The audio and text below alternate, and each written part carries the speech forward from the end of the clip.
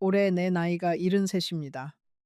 작년 이맘때 나는 46년을 함께 산 사람과 도장을 찍고 헤어졌습니다. 사람들은 그 나이에 무슨 이혼이냐고, 다 늙어서 무슨 새 인생을 시작하려고 그러느냐고 했지요. 그런데 그 도장을 찍게 만든 사람이 누구였는지 아십니까? 다른 사람도 아닌 내 배 아파 낳은 자식들이었습니다. 지금 나는 새벽 5시면 눈이 떠집니다. 누가 깨우는 것도 아닌데 몸이 먼저 일어나요. 손수레를 끌고 골목을 돕니다. 남들이 버린 종이 상자를 펴서 차곡차곡 쌓고 신문지 뭉치를 묶고 그렇게 하루를 시작합니다. 하루 종일 걸어도 손에 쥐는 돈은 10,000원이 채 안 됩니다. 손이 갈라지고 허리가 끊어질 것 같아도 멈출 수가 없어요. 멈추면 그날 저녁을 굶어야 하니까요. 사람들은 내 손수레를 보고 혀를 찹니다. 어떤 이는 동전을 쥐어주기도 하고 어떤 이는 못 본 척 지나갑니다. 나는 그 시선들이 부끄럽지 않습니다. 정말로 부끄러운 건 따로 있으니까요. 내가 어쩌다 이 골목에서 종이를 줍게 되었는지 그 사연을 알면 여러분도 한참을 멍하니 서 있게 될 겁니다. 46년. 결코 짧은 세월이 아닙니다. 그 긴 시간을 한 지붕 아래에서 버틴 사람을 나는 종이 한 장에 도장을 찍어 떠나보냈습니다. 그것도 내 손으로요. 그 사람이 짐을 싸서 현관문을 나서던 그 뒷모습이 지금도 눈을 감으면 선합니다.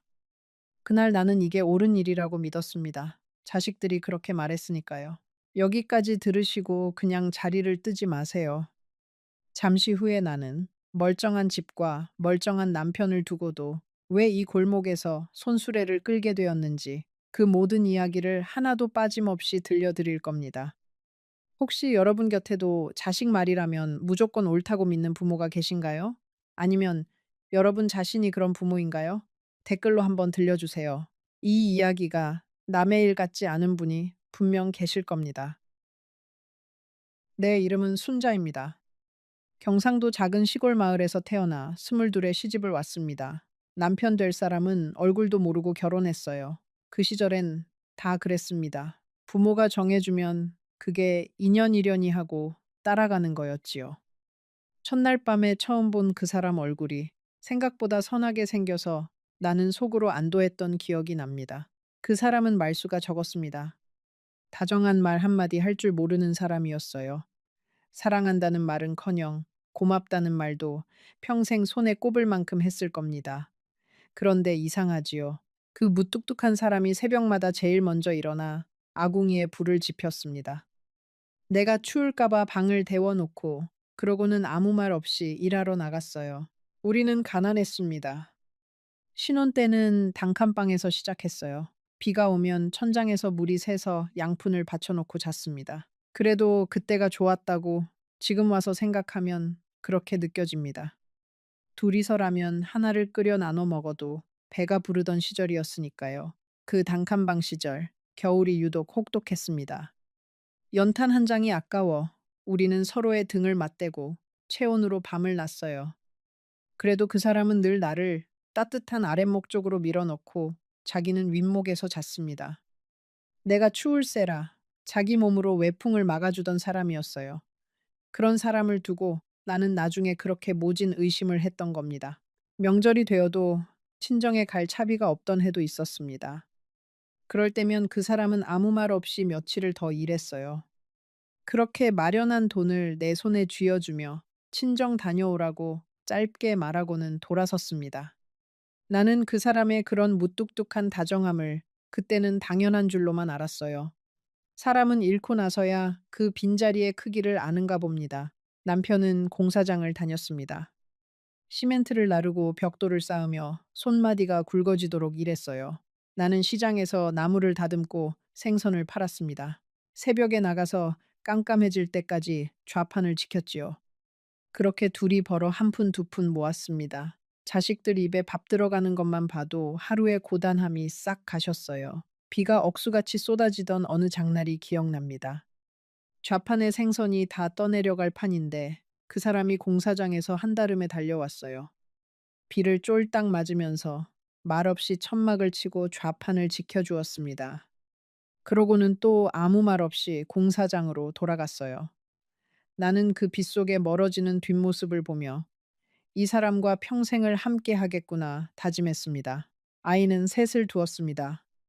큰아들, 둘째 딸, 그리고 막내 아들.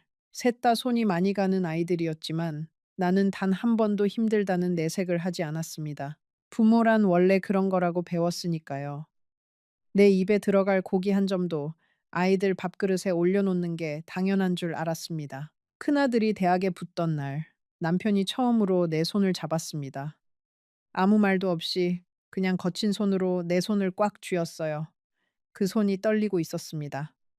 우리 같은 사람 자식이 대학을 간다는 게 그 사람한테는 평생 흘린 땀이 보상받는 순간이었던 겁니다. 나는 그날 밤 부엌에서 혼자 울었습니다. 그 사람은 자식들 앞에서는 늘 엄했습니다. 살가운 말 한마디 건네는 법이 없었어요. 그런데 자식들이 잠들면 몰래 방에 들어가 이불을 덮어주곤 했습니다.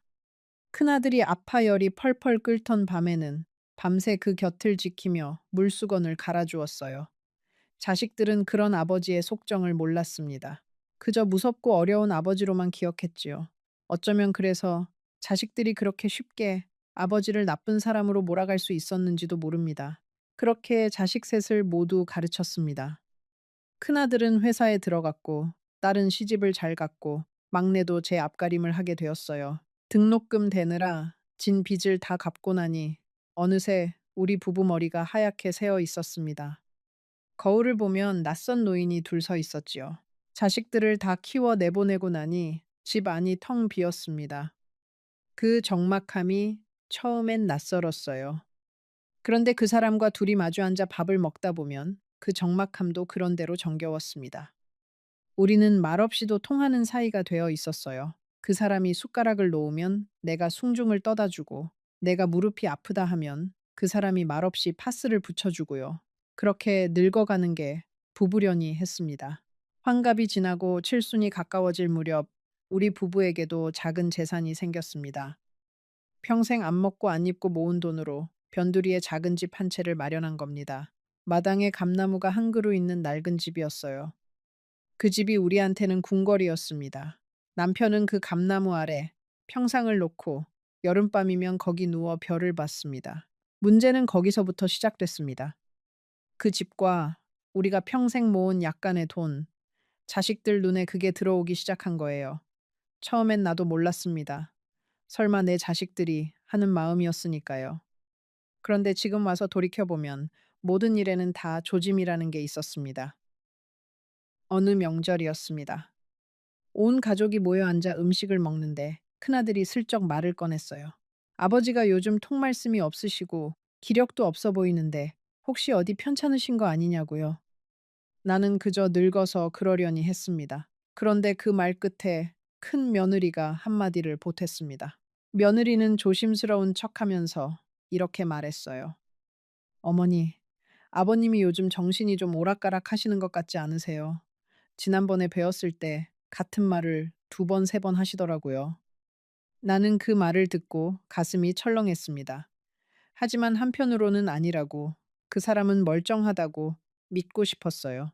그날 이후로 자식들의 방문이 잦아졌습니다. 효자가 따로 없었어요. 주말마다 찾아와서 반찬을 사오고 아버지 건강을 챙기는 척 했습니다. 나는 그게 그저 고마웠습니다. 늙음하게 자식들이 이렇게 살뜰히 챙겨주니 내가 인생을 헛살지는 않았구나 싶었지요. 그게 얼마나 어리석은 생각이었는지 그땐 몰랐습니다. 자식들은 올 때마다 이런저런 선물을 들고 왔습니다. 며느리는 내 손을 잡고 어머니 고생하셨다며 살갑게 굴었어요. 손주들도 할머니 할머니 하며 품에 안겼습니다. 나는 그 따뜻함에 흠뻑 젖어 세상에 부러울 게 없었어요. 그런데 이상하게도 그 사람한테는 다들 대면대면했습니다. 아버지한테는 인사만 겨우 하고 나한테만 정성을 쏟았어요. 나는 그게 그저 아버지가 워낙 무뚝뚝하니 자식들도 어려워서 그러려니 했습니다. 지금 와서 생각하면 그것도 다 계산된 거였어요. 어미의 마음을 사서 어미를 자기들 편으로 끌어들이려는 거였습니다. 부부 사이를 갈라놓으려면 먼저 한쪽 마음을 얻어야 하니까요. 자식들은 그걸 본능적으로 알고 있었던 겁니다. 그러던 어느 날 큰아들이 나를 따로 불러냈습니다. 동네 찻집에서 마주 앉았는데 아들 표정이 영 심상치 않았어요. 한참을 뜸을 들이더니 아주 무거운 목소리로 입을 열었습니다. 엄마, 내가 할 말이 있는데 놀라지 말고 들으세요. 아들은 아버지 이야기를 꺼냈습니다. 아버지가 젊은 시절에 엄마 몰래 다른 여자를 만난 적이 있었다는 겁니다. 그것도 한두 번이 아니라고요. 나는 그 말을 듣는 순간 머릿속이 하얘졌습니다. 손에 든 찻잔이 달그락거릴 정도로 손이 떨렸어요. 아들은 계속 말했습니다. 자기가 어릴 때 다 봤다고, 아버지가 엄마한테 얼마나 못되게 굴었는지 똑똑히 기억한다고요. 엄마는 그저 참고만 살았던 거라고, 이제라도 엄마 인생을 찾으라고 했습니다. 나는 아무 말도 할 수 없었습니다. 그런 기억은 나한테 없었으니까요. 하지만 자식이 거짓말을 하겠나 싶었어요. 집에 돌아오는 길에 다리가 후들거렸습니다. 46년을 함께 산 사람이 알고 보니 내가 모르는 얼굴을 가지고 있었다는 사실. 그게 사실인지 아닌지보다 내 자식이 그렇게 말한다는 게 더 무서웠습니다. 그날 밤 나는 잠든 남편의 얼굴을 오래 들여다봤습니다. 이 사람이 정말 그런 사람이었을까? 도무지 믿기지 않았어요. 그런데 한번 의심이 들기 시작하니 모든 게 다르게 보이기 시작했습니다. 그 사람의 무뚝뚝함이 무심함으로, 말없음이 차가움으로 보였어요. 자식들은 그런 내 마음을 정확히 파고들었습니다. 만날 때마다 한마디씩 보듬지요. 엄마가 불쌍하다. 엄마는 너무 착해서 평생 손해만 봤다. 그런 말들로요. 여기서 잠깐 이 이야기를 듣고 계신 여러분께 묻고 싶습니다. 만약 여러분의 자식이, 그것도 셋이 입을 모아 한 사람을 나쁜 사람이라고 말한다면 여러분은 그 말을 믿지 않을 자신이 있으십니까? 조금 뒤에 나는 그 믿음이 얼마나 큰 대가를 치르게 했는지 말씀드리겠습니다. 부디 끝까지 들어주세요. 자식들의 설득은 집요했습니다. 둘째 딸은 전화를 걸어 매일같이 울었습니다. 엄마, 이대로 살다가 엄마 먼저 쓰러지면 어떡하느냐고. 아버지 병수 바라다 엄마 인생 다 끝난다고요. 막내 아들은 또 다른 이야기를 했습니다. 아버지 재산을 미리 정리해두지 않으면 나중에 복잡해진다고요. 나는 그제야 어렴풋이 이상한 낌새를 느꼈습니다. 자식들이 하는 말이 다 조금씩 달랐거든요. 큰아들은 아버지의 과거를, 딸은 내 건강을, 막내는 재산을 이야기했습니다. 그런데 결론은 다 똑같았어요. 이혼을 하라는 거였습니다. 한 방향을 가리키는 세 개의 손가락이었지요. 그래도 나는 망설였습니다. 46년입니다. 그 세월이 어디 가는 게 아니잖아요. 미운 정, 고운 정, 다 들어서 그 사람 없는 삶은 상상이 안 됐습니다. 그런데 자식들은 내 망설임을 나약함이라고 했습니다. 엄마가 또 마음이 약해진다고, 그래서 평생 당하고 산 거라고요. 그 무렵 자식들이 번갈아가며 나를 찾아오는 일이 더욱 잦아졌습니다. 큰아들은 퇴근길에 일부러 들러 내 손을 잡고 한숨을 쉬었어요. 엄마, 내가 어릴 때 엄마가 부엌에서 혼자 우는 걸 얼마나 많이 봤는지 아느냐고요. 그러면서 그때 자기가 아무것도 해줄 수 없어서 너무 미안했다고, 이제는 다 큰아들이 엄마를 지켜주겠다고 했습니다. 그 말을 듣는데 어찌 마음이 흔들리지 않겠어요. 둘째 딸은 또 딸대로 나를 붙잡고 울었습니다. 엄마, 나는 결혼해서 시댁 눈치 보느라 평생 죽은 듯이 사는데 엄마라도 이제는 당당하게 살았으면 좋겠다고요. 엄마가 아버지 그늘에서 평생 길을 못 펴고 산 게 자기는 너무 한이 된다고 했습니다. 딸 자식이 그렇게 말하니 정말 내가 평생 억눌려 산 사람처럼 느껴지기 시작했어요. 지금 생각하면 그 말들이 다 정교하게 짜인 그물 같았습니다. 한 사람이 마음을 흔들어 놓으면 다음 사람이 그 틈을 비집고 들어왔어요. 셋이 짠 듯이, 그러나 짜지 않은 척, 각자 다른 이야기로 같은 결론을 향해 나를 몰아갔습니다. 나는 그 안에서 점점 내 생각이라는 걸 잃어갔어요. 밤마다 잠이 오지 않았습니다. 옆에서 곤히 자는 그 사람을 보면서 나는 수도 없이 마음이 오락가락했어요. 정말 이 사람이 나를 속이며 살아온 걸까? 아니면 내 자식들이 무언가 잘못 안 걸까? 하지만 그런 의심이 들 때마다 자식이 설마 어미한테 거짓을 말하겠나 하는 생각이 그 의심을 눌러버렸습니다. 한 번은 용기를 내어 그 사람한테 넌지시 물어본 적이 있습니다. 여보, 당신 혹시 나 모르게 마음에 둔 사람이 있었던 적 있어요. 그 사람은 신문을 보다 말고 나를 빤히 쳐다봤어요. 그러더니 무슨 그런 소리를 하느냐고 별소리를 다 한다고 짧게 대꾸하고는 다시 신문으로 눈을 돌렸습니다. 나는 그 무덤덤한 반응이 그때는 오히려 더 수상하게 느껴졌습니다. 진짜 결백한 사람이라면 더 펄쩍 뛰어야 하는 거 아니냐면서요. 지금 와서야 압니다. 그 사람은 그저 그런 의심을 받는다는 사실 자체에 가슴이 무너졌던 거예요. 평생을 한 여자만 바라보고 산 사람한테 그런 질문이 얼마나 큰 상처였을지를요. 그런데도 그 사람은 화 한 번 내지 않았습니다. 그게 그 사람이었어요. 결정적인 일은 그 무렵에 일어났습니다. 어느 날 큰아들이 서류 한 뭉치를 들고 왔습니다. 이혼하면 엄마 몫으로 집의 절반과 약간의 위자료가 보장된다는 거였어요. 자기가 다 알아봤으니 엄마는 도장만 찍으면 된다고 했습니다. 그러면서 이렇게 덧붙였습니다. 엄마, 이건 다 엄마를 위한 거예요. 나는 그 말을 믿었습니다. 평생 자식만 보고 산 어미가 자식이 나를 위한다는데 어떻게 안 믿겠습니까? 게다가 그때 나는 이미 마음이 많이 지쳐 있었어요. 매일같이 듣는 자식들의 말에 그 사람을 향한 내 마음도 어느새 닳고 닳아 있었던 겁니다. 그 사람한테 이혼 이야기를 꺼내던 날을 잊을 수가 없습니다. 저녁상을 물리고 나는 떨리는 목소리로 말을 꺼냈어요. 우리 이제 그만 헤어지는 게 어떻겠냐고요. 그 사람은 한참을 말없이 나를 쳐다봤습니다. 그러고는 딱 한마디를 했어요. 당신이 정 그렇게 원한다면 그러자고. 나는 그 사람이 화를 낼 줄 알았습니다. 아니면 매달리거나 변명을 하거나. 그런데 그 사람은 아무것도 하지 않았어요. 그저 고개를 끄덕이고는 방으로 들어가 버렸습니다. 그날 밤 나는 그 사람이 방에서 혼자 우는 소리를 들었습니다. 평생 눈물 한 방울 안 보이던 사람이었는데요. 지금 생각하면 그 침묵이 그 사람의 대답이었습니다. 변명하지 않은 게 아니라 변명할 게 없었던 거예요. 하지만 그때 나는 그 침묵조차 죄를 인정하는 것으로 받아들였습니다. 자식들이 그렇게 말했으니까요. 아버지가 아무 말 못하는 건 다 찔리는 게 있어서라고요. 도장을 찍던 날 법원 앞에서 그 사람과 나란히 섰습니다.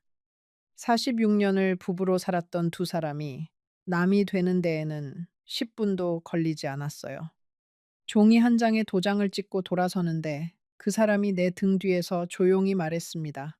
그동안 고생 많았다고, 몸 건강히 잘 지내라고요. 그날 아침 집을 나서기 전에 있었던 일이 자꾸 떠오릅니다. 그 사람이 평소처럼 일찍 일어나 밥을 안쳐 놓았더군요. 이혼하러 가는 날 아침에도 그 사람은 내 밥을 챙긴 거예요. 따뜻한 밥에 국을 데워 상을 차려놓고는 묵묵히 앉아 나를 기다리고 있었습니다. 나는 그 밥상을 보고도 아무 감정이 없었어요. 그만큼 그때 내 마음은 자식들의 말에 단단히 굳어 있었습니다. 법원으로 가는 버스 안에서 그 사람과 나는 한마디도 하지 않았습니다. 창밖만 바라보는 그 사람의 옆벌굴이 평소보다 더 늙어 보였어요. 주름이 깊게 패고 어깨가 축 처져 있었습니다. 나는 그 옆얼굴을 흘끔 보면서도 끝내 마음을 돌리지 않았어요. 지금 생각하면 그때 한 번만 그 사람 마음을 헤아렸어도 모든 게 달라졌을 텐데요. 그게 그 사람한테 들은 마지막 다정한 말이었습니다. 나는 뒤도 돌아보지 못하고 그 자리를 떠났어요. 눈물이 쏟아질 것 같아서 그 사람한테 우는 모습을 보이기 싫어서요. 그렇게 우리는 헤어졌습니다. 46년이 종이 한 장으로 끝나버린 겁니다. 이혼하고 처음 얼마간은 정말로 새 삶을 사는 줄 알았습니다. 자식들이 번갈아 가며 찾아왔고 큰아들은 위자료로 나온 돈을 자기가 잘 굴려서 불려주겠다고 했어요. 엄마는 이제 편하게 쉬기만 하면 된다고요. 나는 평생 처음으로 누군가에게 기대도 되는구나 싶었습니다. 집은 큰아들 명의로 돌렸습니다. 늙은 어미 혼자 집을 가지고 있어 봐야 관리도 못하고 세금만 나간다고 자기가 다 알아서 하겠다고 했어요. 대신 엄마는 평생 그 집에서 마음 편히 살게 해주겠다고 약속했습니다. 나는 그 약속을 철석같이 믿었습니다. 그런데 도장 잉크가 마르기도 전에 분위기가 달라지기 시작했습니다. 매주 오던 자식들의 발걸음이 뜸해졌어요. 전화도 줄었습니다. 처음엔 다들 바빠서 그러려니 했어요. 자식들도 제 살기 바쁜 나이니까요. 그런데 그게 아니었습니다. 어느 날 큰아들 내외가 짐을 싸들고 우리 집으로 들어왔습니다. 전세를 빼서 잠깐 들어와 살겠다는 거였어요. 엄마 혼자 큰 집에 사는 것보다 같이 사는 게 낫지 않냐면서요. 나는 자식과 함께 산다는 게 좋기만 했습니다. 외롭지 않겠구나 싶었지요. 하지만 한 지붕 아래 사니 모든 게 달라졌습니다. 며느리는 내가 부엌에 들어가는 걸 싫어했어요. 어머니는 그냥 방에 계시라고, 살림은 자기가 알아서 하겠다고요. 말은 공손했지만 그건 부엌에서 나오지 말라는 뜻이었습니다. 나는 점점 내 집에서 손님이 되어 갔습니다. 처음 며칠은 그래도 견딜만 했습니다. 손주 얼굴 보는 재미에 집안에 사람 소리가 나는 게 좋았어요. 그런데 시간이 지날수록 그 집 안에서 내 자리가 점점 좁아지는 게 느껴졌습니다. 거실에 앉아 있으면 며느리가 청소를 한다며 나를 방으로 들여보냈고, 텔레비전을 보고 있으면 손주가 봐야 한다며 리모컨을 가져갔어요. 나는 내 딴에는 눈치껏 처신한다고 했습니다. 며느리가 힘들까봐 빨래도 몰래 손빨래를 해서 널어놓고 손주들 간식도 챙겨주려고 애를 썼어요. 그런데 그게 오히려 화근이었습니다. 며느리는 내가 손대는 걸 다 못마땅해 했어요. 어머니가 빨래를 잘못 널어서 옷이 상했다느니, 손주한테 군것질을 시켜서 밥을 안 먹는다느니 사사건건 트집을 잡았습니다. 나는 그럴 때마다 그저 미안하다고 했습니다.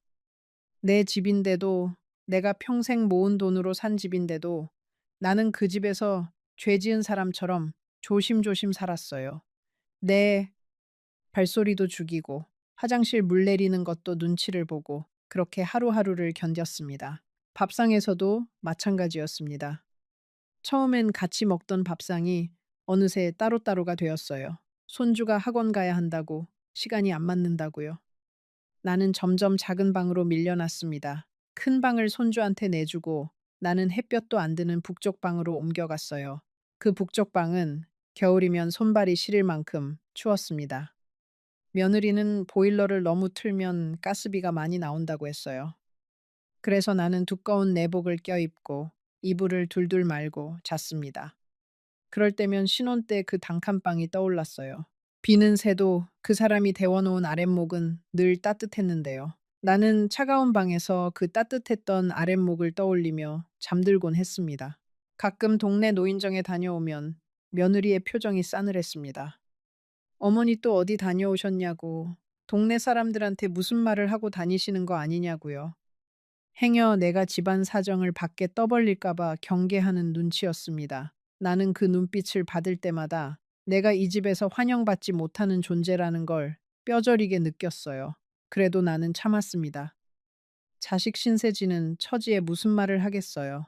그저 내가 좀 더 조용히, 좀 더 작게 지내면 다들 편하겠거니 했습니다.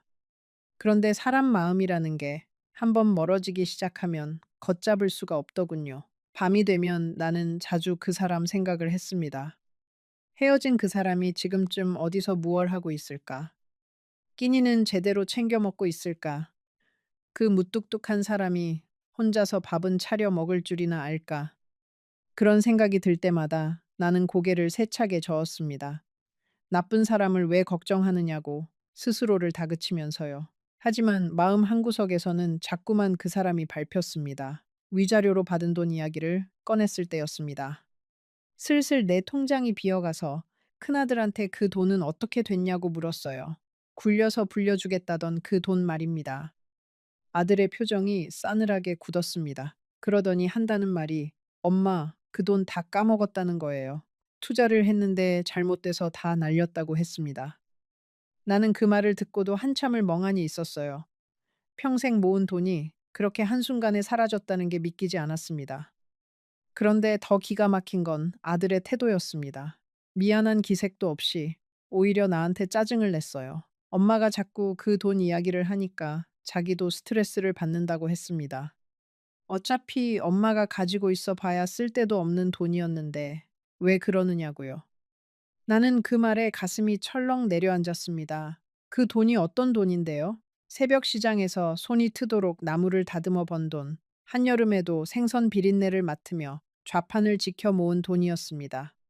그런 돈을 두고 쓸데도 없는 돈이라니 자식 입에서 그런 말이 나올 줄은 꿈에도 몰랐어요. 나중에 알고 보니 그 돈은 투자로 날린 게 아니었습니다. 큰아들이 빚을 갚는 데 썼다는 이야기를 동네 사람을 통해 어렴풋이 들었어요. 진작부터 사업이 기울어 빚에 쪼들리고 있었는데 그걸 내 위자료로 막은 거였습니다. 그러니까 자식들이 그토록 내 이혼을 서둘렀던 데에는 다 그럴 만한 속사정이 있었던 거예요. 나는 그 사실을 알고도 따져 묻지 못했습니다. 따져 물은들 무엇이 달라지겠어요. 그날 이후로 나는 그 집에서 더욱 외로워졌습니다. 돈이 없는 노인은 그 집에서 아무 쓸모도 없는 존재였어요. 한때는 효자 효녀였던 자식들이 어미한테서 더 가져갈 게 없어지자 하나둘 등을 돌렸습니다. 나는 그제야 깨달았어요. 그 다정함이, 그 효심이 다 무엇을 위한 것이었는지를요. 조금만 더 들어주세요. 지금부터가 정말로 내가 왜 손수레를 끌게 되었는지 그 진짜 이유가 나옵니다. 혹시 여러분 중에도 자식한테 모든 걸 다 내어주고 정작 자신은 빈손이 된 분이 계신가요? 그렇다면 이 다음 이야기를 절대 놓치지 마세요. 돈이 없어졌다는 걸 알고부터 나는 집안의 천덕꾸러기가 되었습니다. 큰 며느리는 대놓고 한숨을 쉬었어요. 어머니 약값에 생활비에 우리도 힘들다는 말을 입에 달고 살았습니다. 나는 그때마다 죄인처럼 고개를 숙였습니다. 내가 무슨 큰 잘못을 한 사람처럼요. 며느리의 말은 날이 갈수록 모질어졌습니다.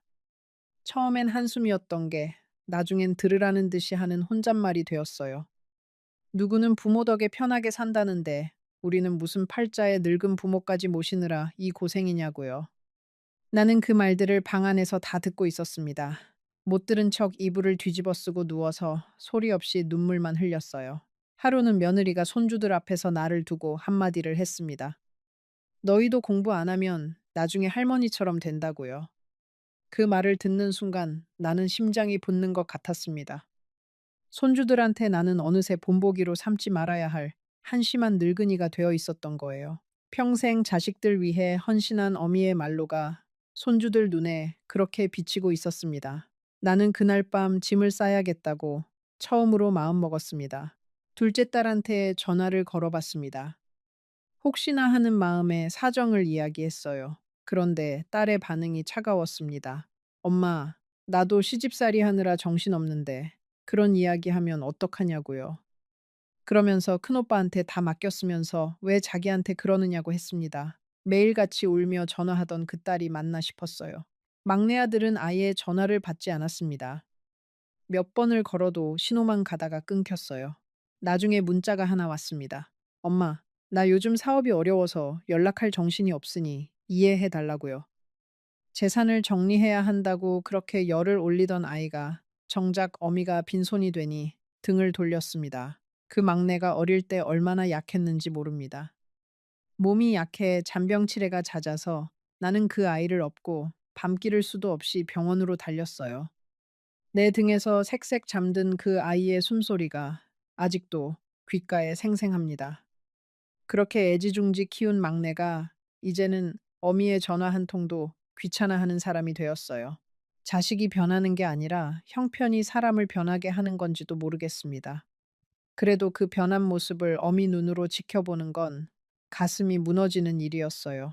그제야 모든 게 보이기 시작했습니다. 자식들이 그토록 이혼을 종용했던 이유가요.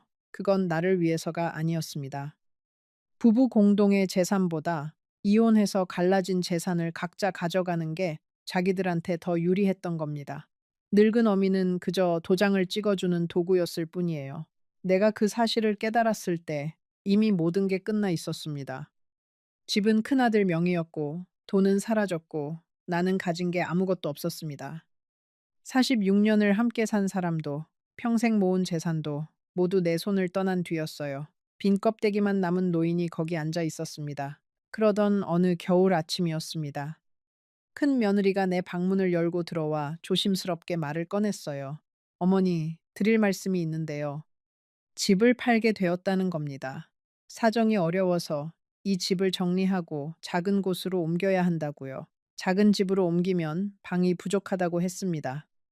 그러니 어머니는 당분간 다른 곳에 계시는 게 어떻겠냐고요.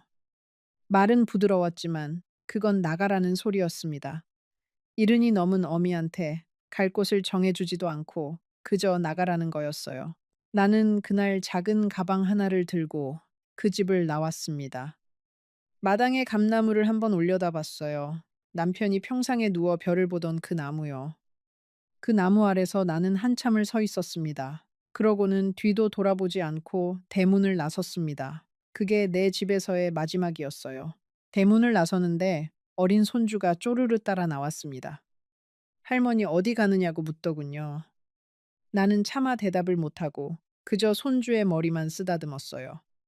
할머니 금방 올게 하고 거짓말을 하고는 돌아섰습니다. 그 어린 것은 영문도 모르고 손을 흔들었어요. 나는 골목 모퉁이를 돌 때까지 그 작은 손이 흔들리는 걸 등 뒤로 느꼈습니다. 골목을 빠져나오면서 나는 평생 살아온 동네를 천천히 둘러봤습니다. 단골쌀집, 늘 다니던 미용실, 새벽마다 지나던 시장 골목. 이제 이 동네와도 영영 이별이구나 싶었어요. 이른이 넘은 나이에 정든 모든 것을 두고 낯선 곳으로 떠나야 한다는 게 얼마나 막막했는지 모릅니다. 그런데도 이상하게 눈물은 나지 않았어요. 너무 큰 슬픔은 눈물도 말려버리는가 봅니다. 갈 곳이 없었습니다. 친정은 진작에 없어졌고 친구들도 다들 제 자식들과 살기 바빴어요. 며칠은 찜질방을 전전했습니다. 그러다 보증금도 없이 들어갈 수 있는 낡은 단칸방을 하나 구했어요. 보일러도 잘 안 들어오는 창문 하나 없는 반지하 방이었습니다. 그 방을 처음 본 날, 나는 한참을 문 앞에 서 있었습니다. 곰팡내가 나고 벽지는 누렇게 들떠 있었어요.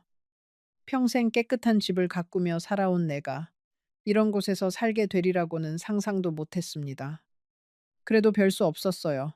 가진 돈이라고는 손에 쥔 몇 푼이 전부였으니까요. 나는 그날 걸레를 빨아 방을 닦고 또 닦았습니다. 그렇게라도 사람 사는 곳으로 만들고 싶었어요. 밤이 되자 그 반지하 방은 칠흑같이 어두웠습니다. 창문이 없으니 달빛 한 줄기 들지 않았어요. 나는 그 어둠 속에 누워 천장을 바라보며 생각했습니다. 내가 무얼 그리 잘못했길래 이렇게 되었을까? 평생 자식들 위해 헌신하고 남편 뒷바라지하며 살았는데 어쩌다 이 나이에 이런 곳에 홀로 누워 있나. 그날 밤 나는 처음으로 그 사람이 사무치게 보고 싶었습니다. 당장 먹고 살 길이 막막했습니다. 이른이 넘은 노인을 받아주는 일자리가 어디 있겠어요. 그러다 같은 동네 할머니가 폐지 줍는 걸 알려줬습니다. 손수레만 있으면 누구나 할 수 있다고요. 그렇게 나는 종이를 줍기 시작했습니다. 그 할머니는 나보다 몇 살 위였는데 사연이 비슷했어요. 자식들 다 키워놓고 늙음하게 혼자가 된 분이었습니다. 그분이 나한테 손수레 끄는 법을 가르쳐 주었어요. 어디 가면 종이가 많이 나오는지, 고물상은 어디가 값을 잘 쳐주는지요. 우리는 그렇게 골목에서 만나 서로의 신세를 위로하며 친구가 되었습니다. 자식한테 못 받은 정을 우리는 같은 처지의 노인들끼리 나누었어요. 처음 손수레를 끌고 골목에 나섰던 날을 잊을 수가 없어요. 행여 아는 사람을 만날까봐 고개를 푹 숙이고 다녔습니다. 한때는 자식 셋을 대학까지 보낸 어미였는데 이제는 남이 버린 종이를 줍는 신세라니요. 그날 나는 골목 한 구석에 쪼그리고 앉아 소리 없이 한참을 울었습니다. 손수레를 끄는 일은 생각보다 고됐습니다. 종이 상자는 비에 젖으면 천근만근 무거워졌어요. 가파른 언덕길을 오를 때면 늙은 다리가 후들거려 몇 번이고 멈춰서야 했습니다. 손수레가 뒤로 밀릴까봐 온 힘을 다해 붙잡고 있노라면 식은땀이 등줄기를 타고 흘렀어요. 하루는 큰 길에서 손수레 바퀴가 빠진 적이 있습니다. 종이가 와르르 쏟아져 길바닥에 흩어졌어요.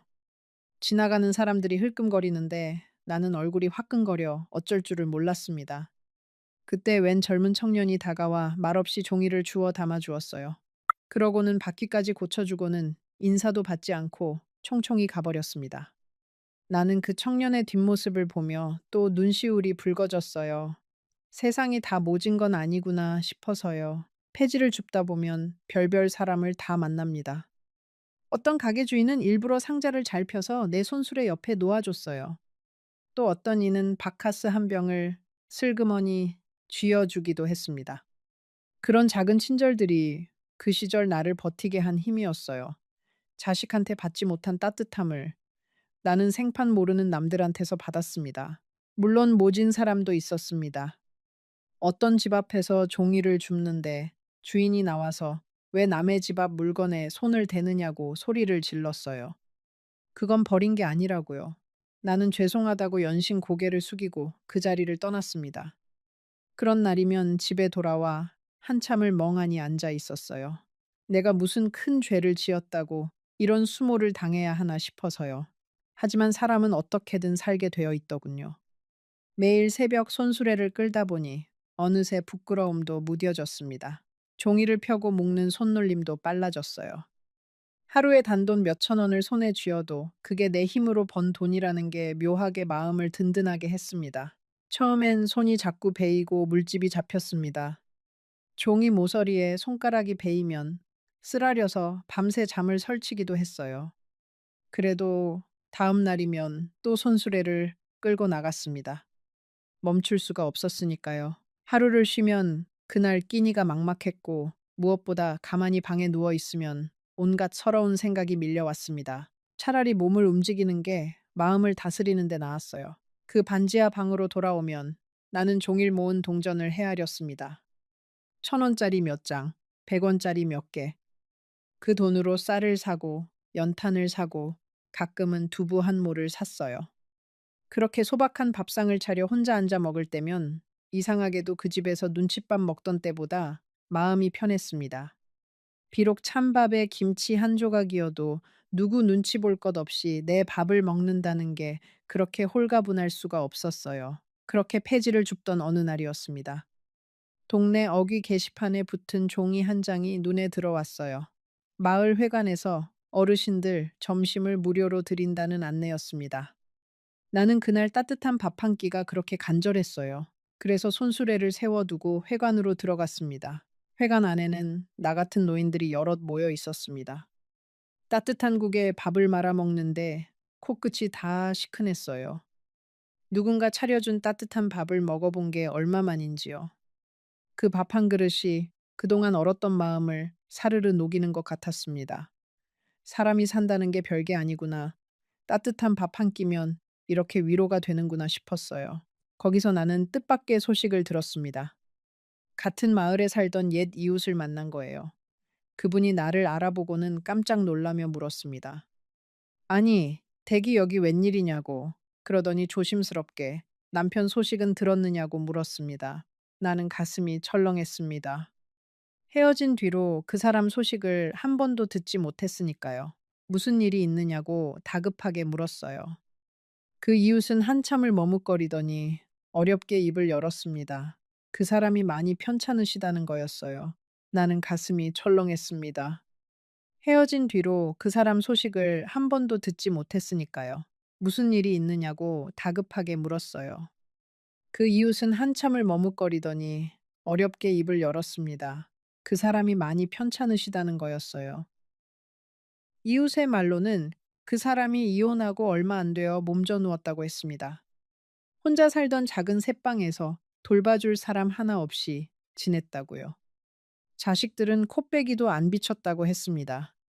어미한테 그랬듯이 늙고 병든 아비한테도 등을 돌린 거예요. 나는 그 자리에서 한참을 일어서지 못했습니다. 그 무뚝뚝한 사람이 새벽마다 내 방을 데워주던 그 사람이 혼자 차가운 방에서 앓고 있었다니요. 그동안 나는 그 사람을 나쁜 사람이라 믿고 원망하며 살았는데요. 가슴이 무너지는 것 같았습니다. 이웃에게 그 사람이 사는 곳을 물었습니다. 멀지 않은 옆 동네라고 했어요. 나는 그날로 손수레도 내팽개치고 그곳으로 달려갔습니다. 낡은 새방의 문을 두드리는데 손이 사시나무 떨듯 떨렸어요. 그 사람을 어떤 얼굴로 봐야 할지 알 수가 없었습니다. 가는 길 내내 별별 생각이 다 들었습니다. 그 사람이 나를 보고 문전박대하면 어쩌나. 당신 때문에 내가 이 꼴이 됐다고 원망하면 어쩌나. 그런 생각이 들면서도 발걸음은 자꾸만 빨라졌어요. 머리로는 망설이는데 마음은 이미 그 사람한테 달려가고 있었습니다. 46년을 함께 산 정이라는 게 1년 떨어져 있다고 끊어지는 게 아니었어요. 문을 열고 들어간 그 방에서 나는 그 사람을 보았습니다. 46년을 함께 산 그 사람이 야윈 모습으로 좁은 방에 누워 있었어요. 나를 알아본 그 사람의 눈이 커졌습니다. 그러더니 천천히, 아주 천천히 입을 열어 내 이름을 불렀어요. 순자야 하고요. 나는 그 자리에 주저앉아 엉엉 울었습니다. 미안하다는 말도, 보고 싶었다는 말도 나오지 않았어요. 그저 그 사람의 야윈 손을 붙잡고 울기만 했습니다. 그 사람은 떨리는 손으로 내 머리를 쓰다듬었어요. 마치 우는 아이를 달래듯이요. 한참을 그러고 있다가 나는 어렵게 물었습니다. 그때 자식들이 한 말이 사실이었느냐고. 정말로 젊은 시절에 다른 사람을 만난 적이 있었느냐고요. 그 사람은 힘없이 고개를 저었습니다. 그런 일은 없었다고, 평생 나 하나밖에 몰랐다고 했어요. 그러면 왜 그때 아무 말도 하지 않았느냐고 물었습니다. 왜 변명 한마디 안 하고 그냥 도장을 찍어줬느냐고요. 그 사람의 대답을 듣고 나는 또 한 번 무너졌습니다. 당신이 자식들 말을 그렇게 믿는데 내가 무슨 말을 한들 믿었겠냐고. 그저 당신이 원하는 대로 해주고 싶었다고요. 그 사람은 알고 있었던 겁니다. 자식들이 무슨 꿍꿍이로 그러는지 어렴풋이 짐작하고 있었어요. 그런데도 아무 말 하지 않은 건 늙은 아내가 자식들과 등지고 외톨이가 되는 게 싫어서였습니다. 차라리 자기가 나쁜 사람이 되는 게 낫다고 여긴 거예요. 그 사람은 떨리는 목소리로 말을 이었습니다. 자기가 끝까지 결백을 주장했으면 나는 결국 자식들과 척을 졌을 거라고요. 그러면 나는 남편도 잃고 자식도 잃었을 텐데 자기 하나가 나쁜 사람이 되면 적어도 내가 자식들 품에는 남을 수 있지 않겠냐고 생각했답니다.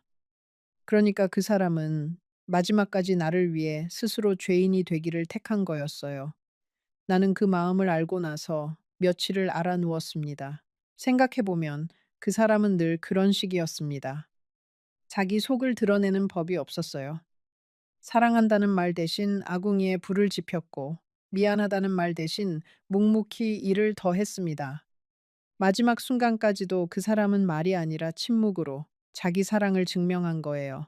나는 그 침묵의 언어를 너무 늦게야 알아들었습니다. 이 대목에서 잠시 멈추고 싶습니다. 평생을 무뚝뚝하게만 살아온 사람이 마지막 순간에 보여준 그 마음을요. 여러분은 곁에 있는 사람의 침묵을, 그 깊은 속을 얼마나 알고 계신가요? 잠시 후 이 이야기가 어떻게 끝나는지 끝까지 함께 해주세요. 그날부터 나는 그 사람 곁을 지켰습니다. 낮에는 폐지를 주어 약값을 보태고 밤에는 그 사람 곁에서 잠을 잤어요. 다시 부부가 된 것도 아니었지만 우리는 그렇게 마지막 시간을 함께 보냈습니다. 헤어졌던 1년이 무색하게 마음은 다시 예전으로 돌아가 있었어요. 나는 그 사람을 위해 죽을 끓였습니다. 입맛이 없다는 사람을 어르고 달래가며 한 숟갈이라도 더 먹이려고 애를 썼어요. 그 사람은 내가 떠먹여주는 죽을 받아 먹으면서 자꾸만 눈물을 글썽였습니다. 이 나이에 당신한테 이런 신세를 진다고 면목이 없다고요. 나는 그럴 때마다 핀잔을 줬어요. 부부 사이에 신세가 어디 있느냐고 그냥 잠자코 받아먹기나 하라고요. 그 좁은 새방에서 우리는 다시 부부처럼 지냈습니다.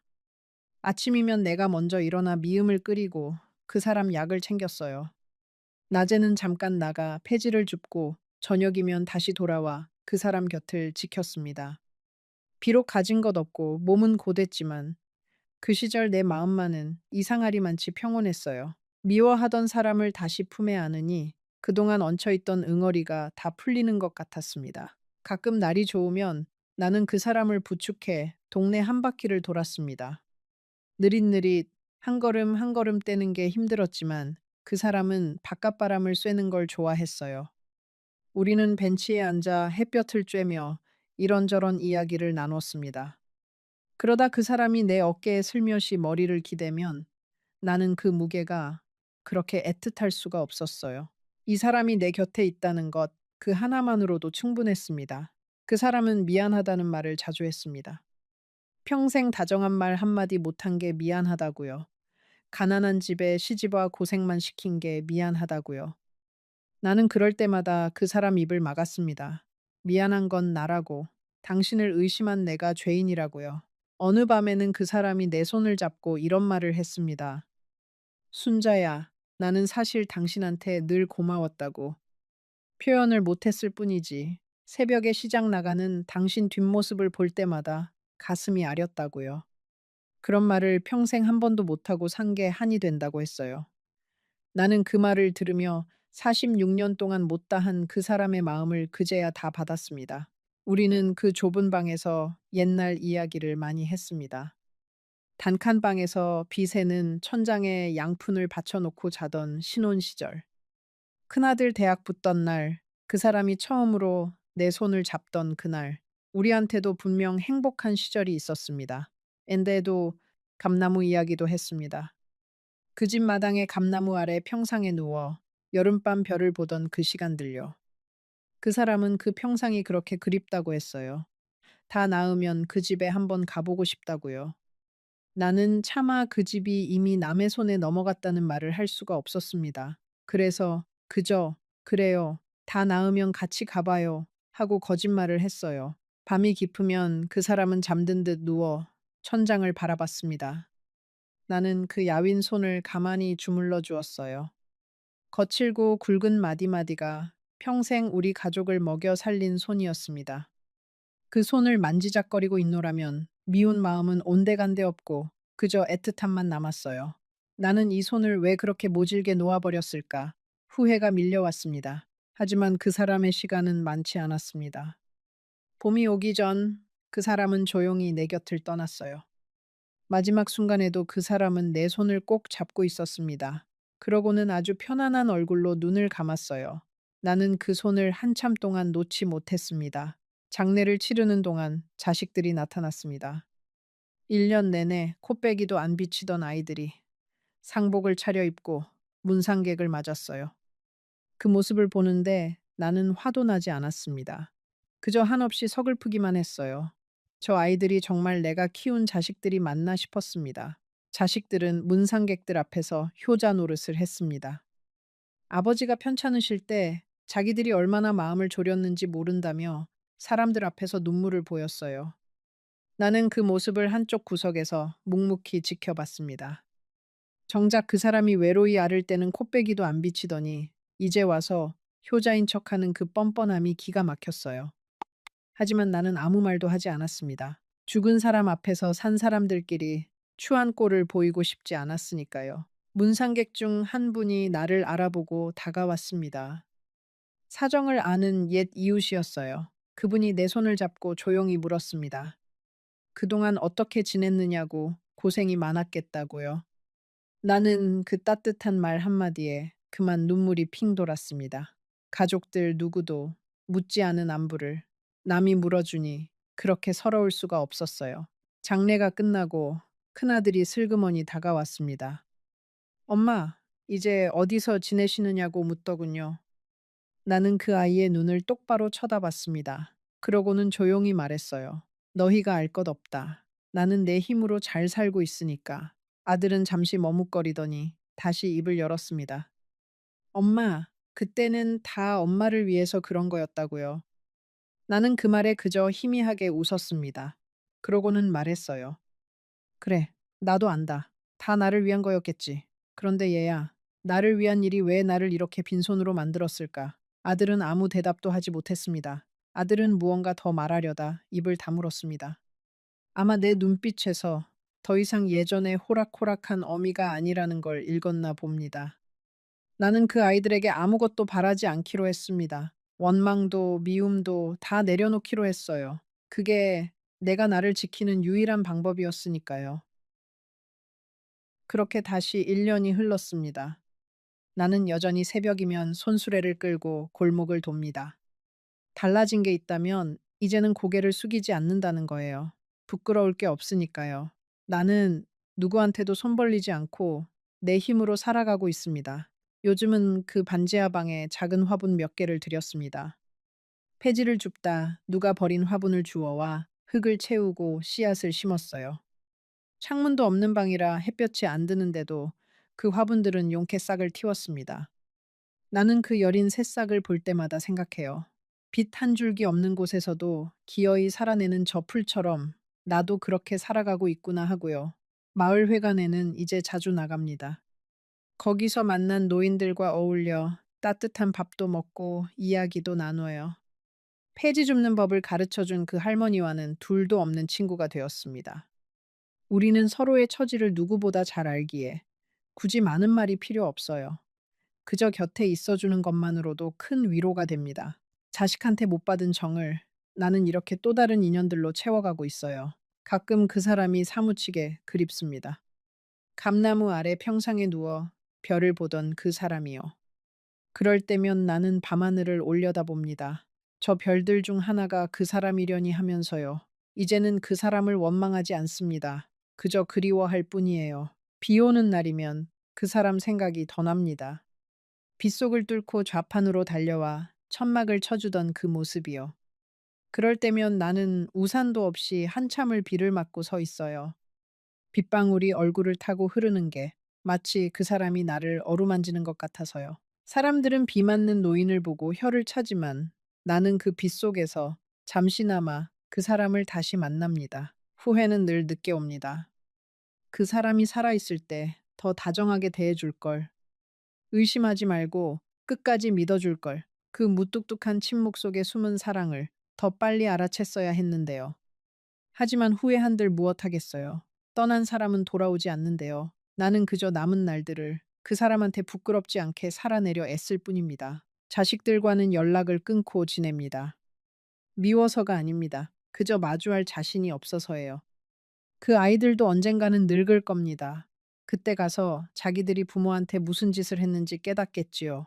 나는 그 아이들에게 그 깨달음의 무게를 남겨두기로 했습니다. 이따금 손주들 얼굴이 떠오를 때면 마음이 시립니다.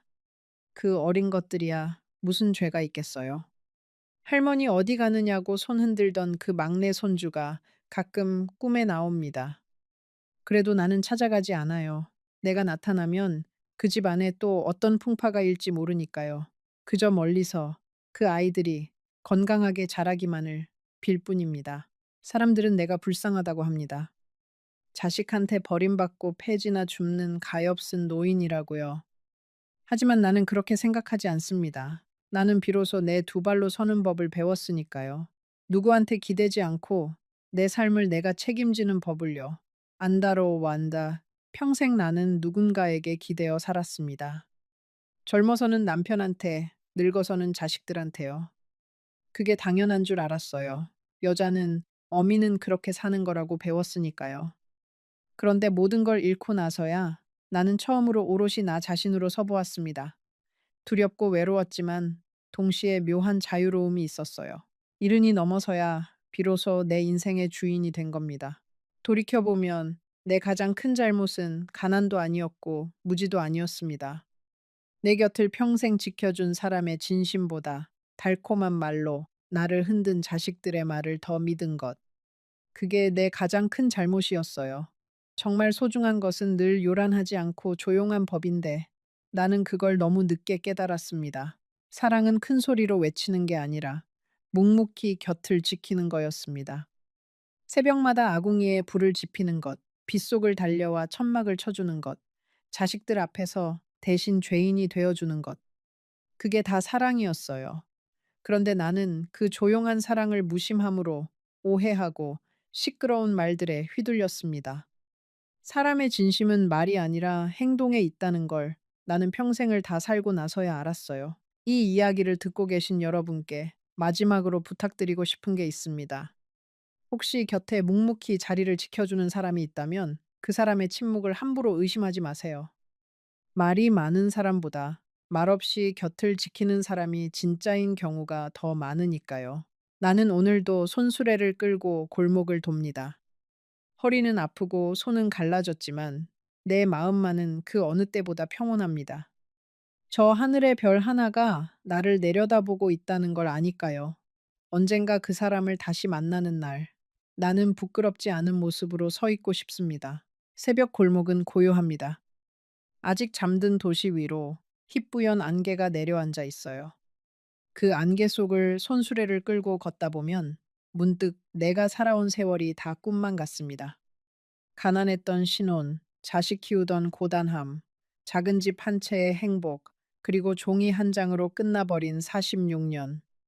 그 모든 것이 마치 어제 일처럼 생생한데 정신을 차려보면 나는 이렇게 늙어 손수레를 끌고 있어요. 그래도 나는 이 새벽이 좋습니다. 아무도 나를 재촉하지 않고 아무도 나를 미워하지 않는 이 시간이요. 손수레 바퀴 굴러가는 소리, 종이 부스럭거리는 소리만이 나와 함께 합니다. 그 소리를 들으며 나는 생각해요. 비록 가진 것 없고 보잘 것 없는 삶이지만 이건 온전히 나의 삶이라고요. 누구도 빼앗아 갈 수 없는 나만의 삶이라고요. 얼마 전에는 고물상 주인이 나한테 따뜻한 커피 한 잔을 건넸습니다. 할머니 매일 부지런하시다고 존경스럽다고 했어요. 나는 그 말에 눈물이 핑 돌았습니다.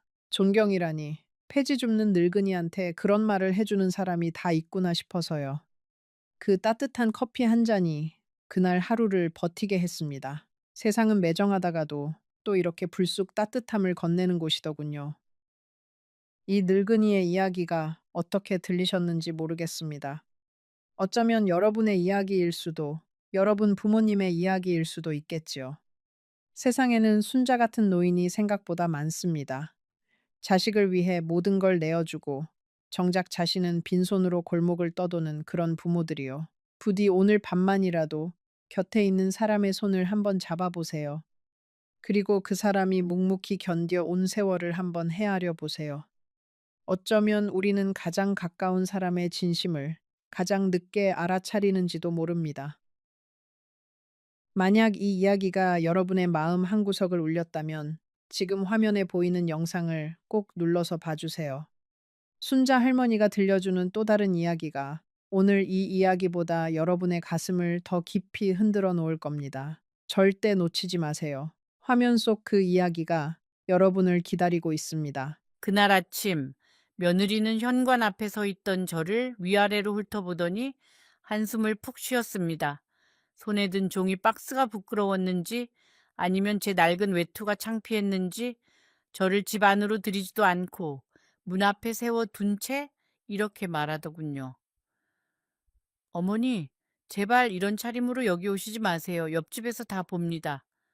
그 한마디가 얼마나 아팠는지 저는 그 자리에서 한참을 움직이지 못했습니다. 70평생 자식 하나 바라보고 살아온 이 어미의 마음이 며느리의 그 차가운 눈빛 하나에 바닥으로 무너져 내렸습니다. 그런데 말이죠. 저는 그 순간 아무 말도 하지 않았습니다. 그저 고개를 끄덕이고 박스를 들고 조용히 돌아섰지요. 며느리는 몰랐습니다. 제가 끌고 다니던 그 낡은 손수레 안에 그녀의 운명을 바꿀 비밀이 숨겨져 있었다는 것을, 그리고 제가 매일 아침 폐지를 주우러 다니던 그 강남 한복판에 거리에 사실은 제 이름으로 된 건물이 세 채나 서 있었다는 것을요. 저는 순자라고 합니다. 올해 73, 아들 하나 낳아 키운 평범한 어미이지요. 남편은 20해 전에 먼저 떠났고 그 뒤로는 혼자서 살아왔습니다. 남들 눈에는 그저 폐지 줍는 할머니로 보였겠지만 제 삶에는 남들이 모르는 사연이 참 많았습니다. 오늘은 그 이야기를 여러분께 들려드리려고 합니다. 잠시 후 며느리가 제 앞에서 무릎을 꿇고 울던 그날의 이야기를 들려드릴 겁니다. 하지만 그 전에 여러분께 하나만 여쭤보고 싶어요. 혹시 여러분도 가족에게 무시당해 본 적이 있으신가요? 아니면 겉모습만 보고 사람을 판단하는 이들을 겪어보셨나요? 댓글로 여러분의 이야기를 들려주세요. 이 할미가 하나하나 다 읽어볼 테니까요. 그리고 이런 이야기가 마음에 닿으신다면 구독 버튼을 꾹 눌러주세요. 이 할미의 다음 이야기도 기다려주시면 고맙겠습니다. 제 아들 이름은 민석입니다. 38, 대기업에 다니는 성실한 아이였지요. 어려서부터 공부도 잘했고 효심도 깊었습니다. 제가 새벽부터 밤까지 식당 일을 하며 그 아이 하나 뒷바라지 하던 시절 민석이는 제 손을 꼭 잡고 이렇게 말하곤 했습니다.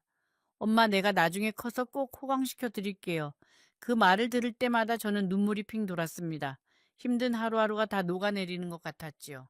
그런데 세월이 흐르고 아이가 어른이 되고 좋은 회사에 들어가고 괜찮다는 여자를 만나면서 조금씩, 아주 조금씩 무언가가 달라지기 시작했습니다.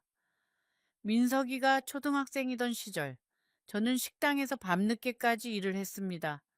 아이는 혼자 집에 있을 때가 많았지요. 제가 집에 돌아가면 민석이는 식탁에 앉아 제가 해놓은 밥을 반쯤 남겨둔 채 저를 기다리고 있었습니다. 엄마 같이 먹으려고 남겨놨어요.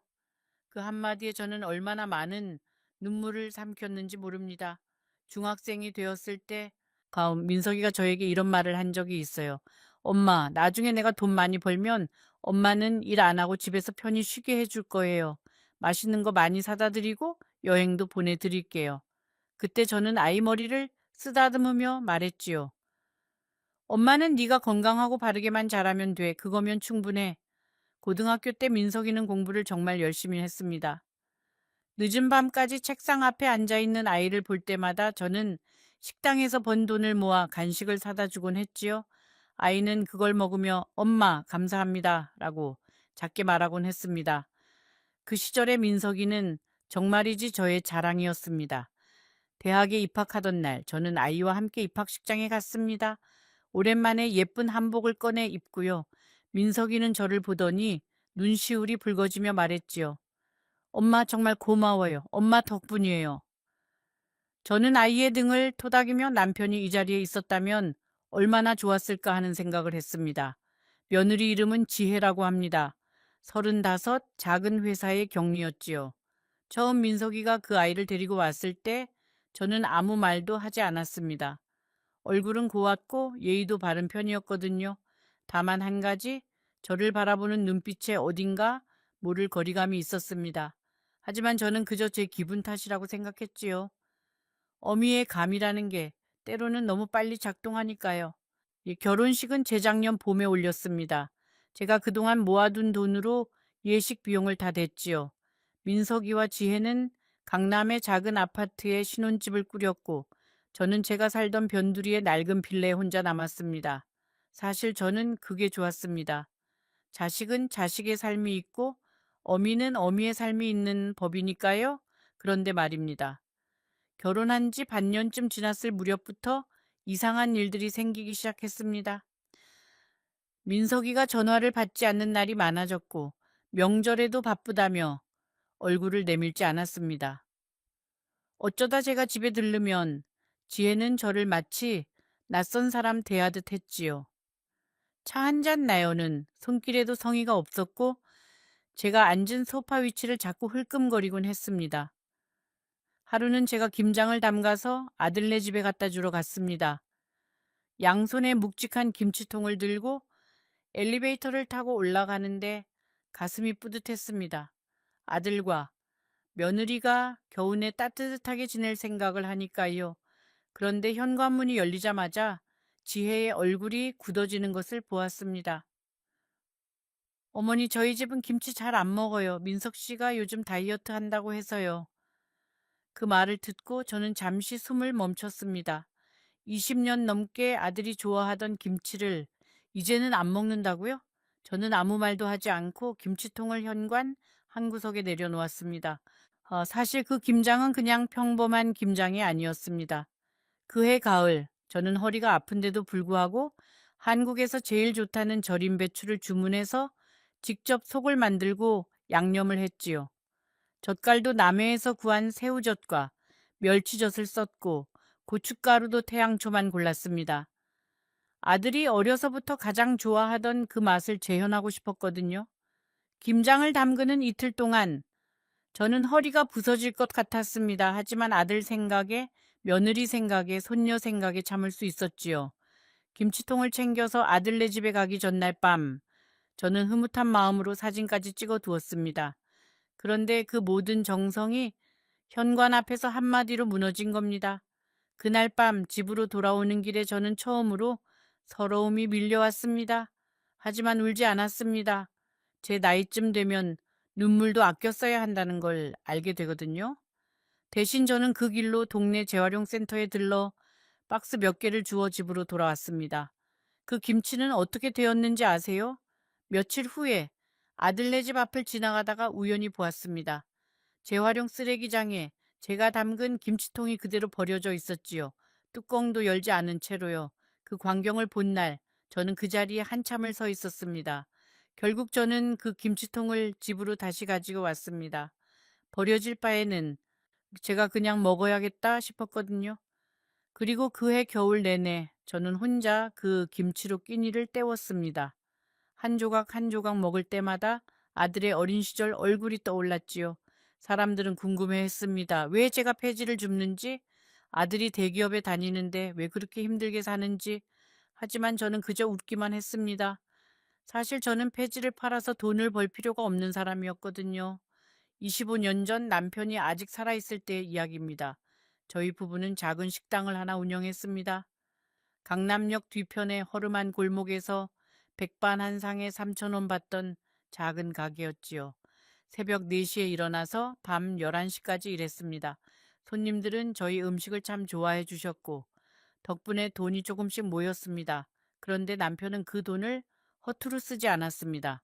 남편은 참 근면 성실한 사람이었습니다. 전라도 시골 출신으로 21살에 서울에 올라와 안 해본 일이 없었지요. 건설 현장에서도 일했고 시장에서 짐도 날랐고 공장에서도 기계를 돌렸습니다. 그러다가 30살에 저를 만났고 함께 식당을 열기로 결심했지요. 저희 식당의 이름은 삼남식당이었습니다. 남편의 고향을 딴 이름이었지요. 그 식당에서 우리는 별별 손님을 다 만났습니다. 택시 기사 아저씨들, 공사판 인부들, 가난한 학생들, 모두 저희 식당의 단골들이었지요. 저희는 밥값이 없다는 손님에게는 그냥 밥을 퍼주기도 했고 배고픈 노숙자에게도 밥상을 내주곤 했습니다. 그렇게 번 돈으로 부자가 되기는 힘들었지요. 하지만 남편은 꾸준히 땅을 샀습니다. 순자야, 우리는 이걸로 땅을 사자? 남편은 그렇게 말했습니다. 당시 강남은 지금처럼 번화한 곳이 아니었습니다. 허허벌판에 낡은 주택들이 드문드문 있던 동네였지요. 사람들은 강남의 땅을 사는 걸 바보 같은 일이라고 했습니다. 그 총우석에 뭐 하러? 하면서요. 하지만 남편은 고집이 셌습니다. 우리는 가진 돈을 다 털어서 강남역 근처에 작은 땅 한 조각을 샀습니다. 그 위에 낡은 2층 건물이 있었지요. 월세를 받으면서 식당 일도 계속했습니다. 그렇게 10년이 지났을 무렵 강남이 변하기 시작했습니다. 지하철이 들어오고 고층 빌딩이 올라가고 땅값이 하늘 높은 줄 모르고 치솟 았습니다. 저희가 산 그 작은 땅은 어느새 수십 배로 값이 뛰어 있었습니다. 남편은 그 돈으로 옆 땅을 또 샀고 그 옆 땅도 샀습니다. 그렇게 세 채의 건물이 제 이름과 남편 이름으로 올라가게 되었지요. 그런데 말이에요. 우리는 건물주가 되었어도 그전과 똑같이 살았습니다. 식당도 계속 운영했고 집도 옮기지 않았습니다. 남편이 이렇게 말하곤 했거든요. 순자야, 돈은 있는 걸 자랑하는 순간 주변이 달라진다. 우리 그냥 이렇게 살자. 저는 그 말이 참 맞다고 생각했습니다. 남편이 처음 병을 진단받던 날 저는 병원 복도에서 한참을 울었습니다. 그 튼튼하던 사람이 50살을 갓 넘긴 나이에 몹쓸 병에 걸렸다는 사실을 받아들이기가 너무 어려웠거든요. 그런데 남편은 오히려 담담했습니다. 순자야, 괜찮다. 내가 복이 많아서 이만큼이라도 살았잖아. 남편은 투병하는 동안에도 저에게 많은 이야기를 해주었습니다. 어떻게 해야 돈이 사람을 지배하지 않게 할 수 있는지, 어떻게 해야 자식을 진짜로 사랑하는 건지, 어떻게 해야 외로움을 이겨낼 수 있는지. 저는 그 말들을 마치 성경 구절처럼 가슴에 새겼습니다. 하지만 남편은 그 부를 누리지 못하고 먼저 세상을 떠났습니다. 지병이었습니다. 저는 그때 민석이가 아직 대학생이었기에 모든 재산을 제 이름으로 돌려놓았습니다. 그리고 결심했지요. 이 돈은 절대로 쉽게 쓰지 않겠다고. 아들에게도 세상에도 이 사실을 알리지 않겠다고. 남편이 눈을 감기 전날 밤의 일을 저는 지금도 생생히 기억합니다. 병상에 누운 남편이 제 손을 꼭 잡고 이렇게 말했거든요. 순자야, 돈이라는 게 참 무섭다. 있으면 사람이 변하고 없으면 사람이 떠난다. 우리 민석이는 꼭 제 힘으로 살아가게 해라. 그래야 나중에 후회가 없어. 저는 그 말을 평생 마음에 새기며 살아왔습니다. 남편의 유언이기도 했고 제 삶의 지침이기도 했지요. 그래서 저는 아들에게 어떠한 부도 물려주지 않기로 마음 먹었습니다. 아들이 스스로의 땀으로, 스스로의 노력으로 살아가길 바랐거든요. 그게 진짜 유산이라고 믿었습니다. 처음에는 그 결심을 지키는 게 쉬웠습니다. 민석이는 성실하게 공부해서 좋은 대학에 들어갔고, 졸업 후에는 대기업에 취직했으니까요. 제가 굳이 돈을 주지 않아도 아들은 자기 길을 잘 가고 있었습니다. 저는 그저 먼 발치에서 지켜보며 조용히 흐뭇해하곤 했지요. 그런데 돌이켜보면 제가 한 가지 실수를 했던 것 같습니다. 아들에게 저의 진짜 삶을 보여주지 않았던 것이요. 제가 매일 어떤 일을 하는지, 왜 폐지를 줍는지, 왜 그 낡은 빌라를 고집하는지. 그런 이야기를 한 번도 제대로 해주지 않았거든요. 아들은 저를 그저 가난한 어미로만 알고 자랐고, 며느리도 그 모습만 보고 저를 판단했던 겁니다. 어쩌면 그것이 제가 자초한 일이었는지도 모릅니다. 하지만 저는 지금도 후회하지 않습니다. 왜냐하면 만약 제가 돈이 많다는 걸 처음부터 알렸다면 며느리의 진짜 모습을 볼 수 없었을 테니까요. 때로는 가난이 가장 정직한 거울이 되기도 하지요. 왜 그랬냐고요? 돈이라는 것이 사람을 얼마나 망가뜨리는지 저는 식당 일을 하면서 숱하게 보아왔거든요. 아들이 제 돈만 바라보고 살까봐 두려웠습니다. 아들을 만나는 사람들이 순수한 마음이 아닐까봐 무서웠지요. 그래서 저는 건물에서 나오는 월세를 모두 은행에 넣어두고 저는 폐지를 주우며 평범한 할머니처럼 살았습니다. 식당을 운영하면서 본 사람들의 이야기는 지금도 가슴 아프게 떠오릅니다. 한때 부자였던 집안의 자제가 아버지 재산을 노리는 사람들에게 속아 모든 것을 잃은 이야기, 로또에 당첨된 뒤 가족이 갈라진 이야기, 유산 때문에 형제가 소송을 건 이야기, 저희 식당에 밥을 먹으러 오는 단골 손님들 중에도 그런 사연을 가진 분들이 참 많았거든요. 저는 그런 이야기를 들을 때마다 남편과 함께 약속했습니다. 우리는 절대 돈 때문에 사람을 잃지 말자. 돈이 많아도 없어도 우리는 우리답게 살자라고요. 그 약속을 저는 남편이 떠난 뒤에도 혼자서 지켜왔습니다. 민석이는 그 사실을 전혀 몰랐습니다. 제가 변두리 빌라에 사는 가난한 어미라고만 알고 있었지요. 그래서 대기업에 취직하고 스스로 벌어서 결혼도 했다며 자랑스러워했습니다. 저는 그게 좋았습니다. 제 아들이 스스로의 힘으로 떳떳하게 살고 있다는 것이요. 제가 매일 폐지를 주우러 다니던 일에 대해서도 말씀드려야겠네요. 사실 저는 폐지를 팔아 돈을 벌려던 게 아닙니다. 남편을 떠나보낸 후 너무 외로워서 시작한 일이었지요. 집에만 있으면 남편 생각이 나서 견딜 수가 없었거든요. 그래서 새벽부터 거리로 나가 몸을 움직이며 외로움을 달랬습니다. 처음에는 동네 아주머니들이 이상하게 보셨습니다. 왜 아드님이 있으신데 이런 일을 하세요? 하면서요. 하지만 시간이 지나면서 그분들도 저를 이해해 주시더군요. 저는 그분들과 자연스럽게 친구가 되었지요. 박씨 할머니, 김씨 할아버지, 이씨 아주머니 모두 저의 소중한 이웃들이었습니다. 그런데 며느리 지혜가 들어오면서 조금씩 균열이 생겼습니다. 지혜의 친정은 부유했습니다. 아버지가 작은 사업을 하셨고 오빠는 의사였지요. 지혜는 늘 제게 그 이야기를 했습니다. 우리 아빠가 이걸 사주셨어요. 오빠 병원이 새로 개원했어요. 그 말을 들을 때마다 저는 그저 고개를 끄덕였습니다. 처음 지혜가 민석이와 결혼하겠다고 인사를 왔을 때 저는 제 낡은 빌라에서 정성껏 상을 차렸습니다. 직접 키운 배추로 김치를 담그고 새벽부터 전을 부쳤지요.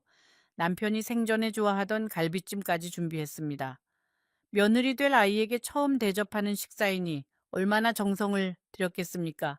그런데 지혜는 제 음식에 거의 손을 대지 않았습니다.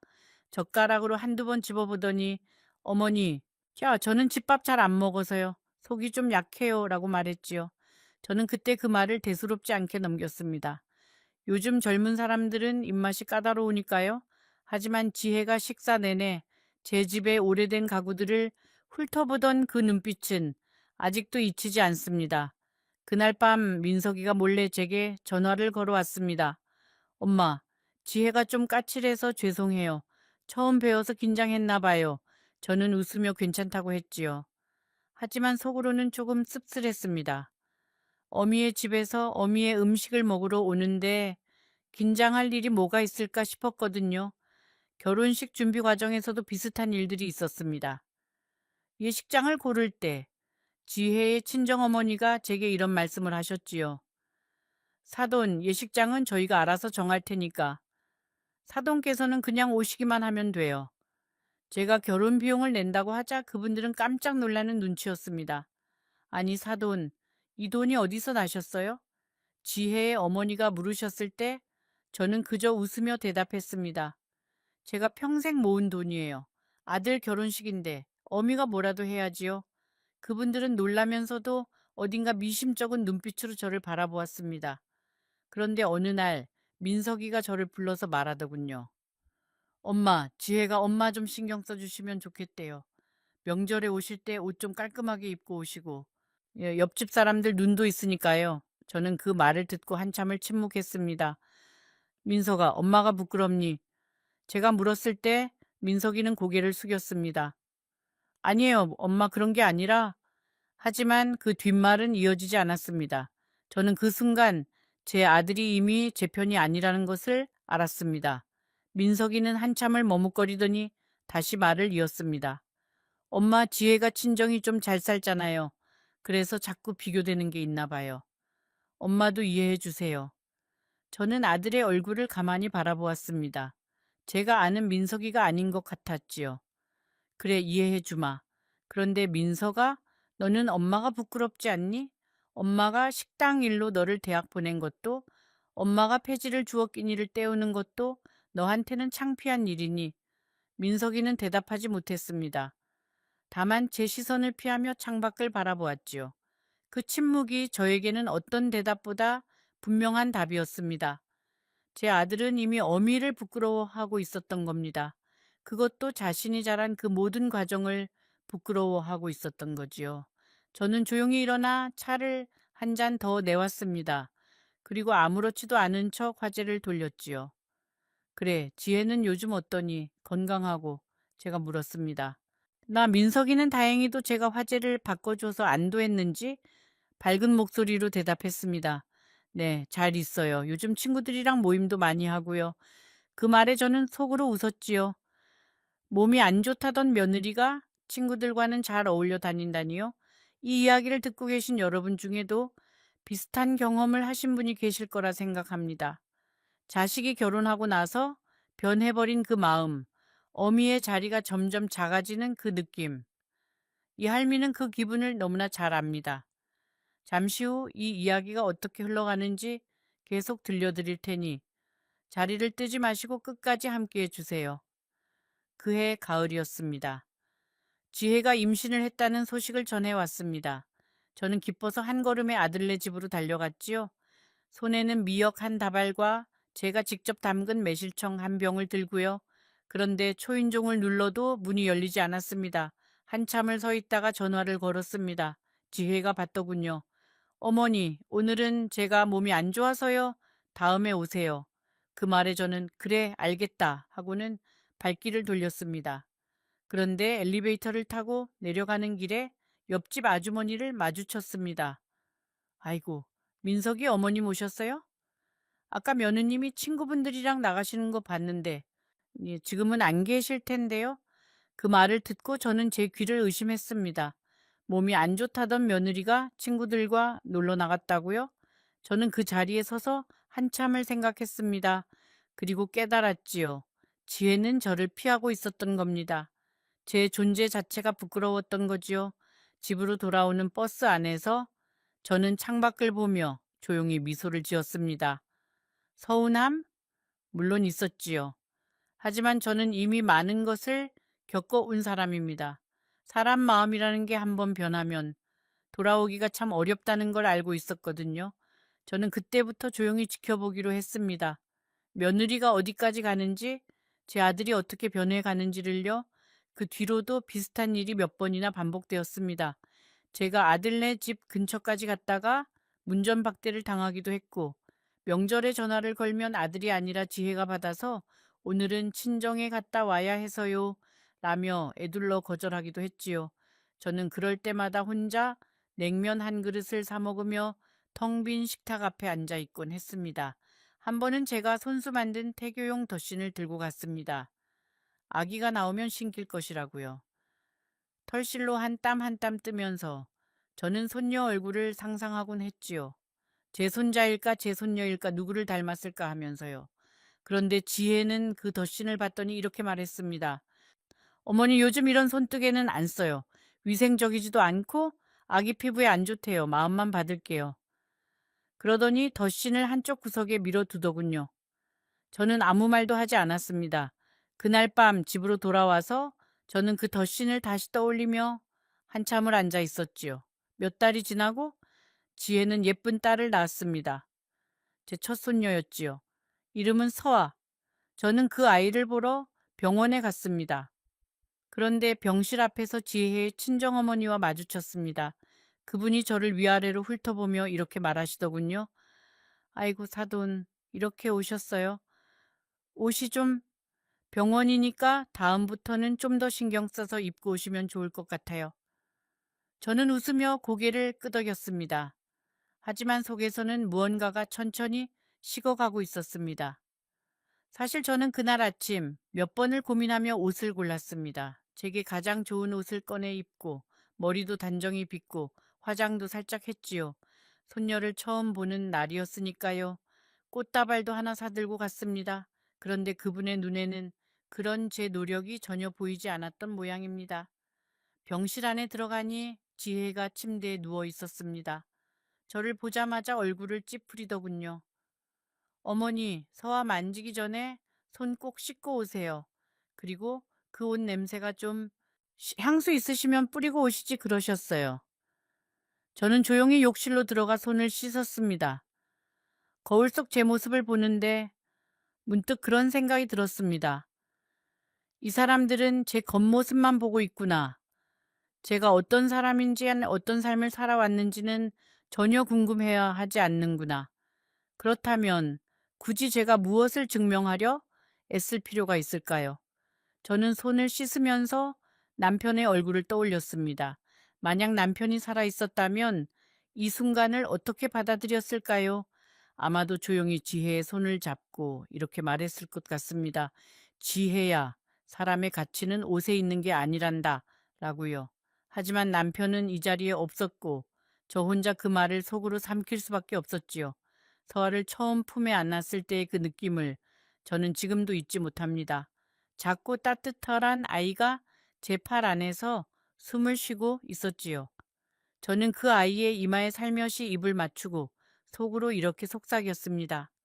할미가 네 편이다. 언제까지나. 서아의 작은 손이 제 손가락을 꼭 쥐었을 때 저는 눈물이 핑 돌았습니다. 이 작은 아이에게 저는 할머니가 된 것입니다. 남편과 함께 꾸었던 꿈들이 이 아이의 얼굴에 고스란히 담겨 있는 것 같았지요. 저는 그 순간 이 아이를 위해서라면 무엇이든 하겠다고 다짐했습니다. 그런데 지혜가 저를 향해 손을 내밀더군요. 어머니 이제 제가 안을게요. 오래 안고 계시면 서아가 불편해해요. 저는 서아를 그녀에게 건네주고 조용히 병실을 나왔습니다. 그때가 제가 그 집과 본격적으로 거리를 두기 시작한 날이었습니다. 병원 복도를 나오며 저는 창밖의 하늘을 바라보았습니다. 구름이 흘러가고 해가 저물고 있었지요. 손녀를 만난 기쁨과 며느리에게 받은 서운함이 뒤섞여서 저는 한참을 그 자리에 서 있었습니다. 그때 옆에 있던 간호사분이 제게 다가와 따뜻한 물 한 잔을 건네주시더군요. 할머님, 손녀 처음 보셨죠? 아기가 참 예뻐요. 그 간호사분의 따뜻한 한마디에 저는 그만 눈물을 흘리고 말았습니다. 그분은 깜짝 놀라시며 제 등을 살살 쓸어 주셨지요. 할머님, 괜찮으세요? 감동하셨나 보네요. 저는 고개를 끄덕였습니다. 감동해서 우는 게 맞다고 생각하기로 했거든요. 정작 며느리에게 받은 서운함 때문이라고는 그 간호사분에게 말할 수 없었으니까요. 낯선 사람에게 가족 이야기를 털어놓는 건 제 세대 사람들에게는 참 어려운 일입니다. 그 뒤로 저는 민석이네 집을 잘 찾지 않았습니다. 대신 매일 아침 강남의 거리를 돌며 폐지를 주었지요. 이상하게 들리실지 모르겠지만 저는 그 일이 좋았습니다. 그 거리를 걸으며 사람 구경을 하고 바람을 쐬고 때로는 지나가는 이웃들과 인사를 나누고요. 새벽 5시, 제가 집에서 나올 때면 거리는 아직 고요했습니다. 가로등만이 환하게 비추는 그 거리를 걸으며 저는 종종 남편을 떠올렸지요. 남편이 살아 있었다면 이 시간에 함께 식당 문을 열었겠구나 하면서요. 그리워지는 순간들이 많았습니다. 하지만 저는 그 그리움을 즐기기로 했지요. 거리에서 만난 사람들 중에는 참 많은 사연이 있었습니다. 자식들에게 버림받은 어르신들, 하루 벌어 하루 사는 젊은이들, 가난한 외국인 노동자들. 저는 그분들과 눈인사를 나누며 조금씩 친해졌지요. 제가 돈이 많다는 걸 알기 전에도 그분들은 저를 한 사람으로 존중해 주셨습니다. 특히 기억에 남는 분이 한 분 계셨습니다. 팔순에 가까운 박씨 할머니였는데 거리에서 구걸을 하시며 살아가시는 분이었습니다. 저는 종종 제가 받은 빵이나 과일을 그분과 나누곤 했지요. 어느 날 그 할머니가 저에게 이렇게 말씀하시더군요. 순자 씨, 자네는 얼굴이 참 선해요. 인생 잘 살아오신 분의 얼굴이에요. 그 말 한마디가 제게 얼마나 큰 위로가 되었는지 모릅니다. 며느리가 저를 부끄럽다고 하던 그 얼굴을 박씨 할머니는 선한 얼굴이라고 말씀해 주셨으니까요. 저는 그분의 손을 꼭 잡고 한참을 거리에 앉아 있었습니다. 그리고 무엇보다도 저는 그 거리에서 많은 것을 배웠습니다. 제가 소유하고 있는 건물들 앞을 지나갈 때마다 저는 세입자들의 얼굴을 살펴보곤 했습니다. 카페를 하는 젊은 부부, 옷가게를 운영하는 아주머니, 학원을 차린 선생님, 그들은 아무도 제가 건물주라는 걸 몰랐습니다. 하루는 제가 폐지를 줍다가 제 건물 1층에 있는 카페 앞에서 잠시 쉬고 있었습니다.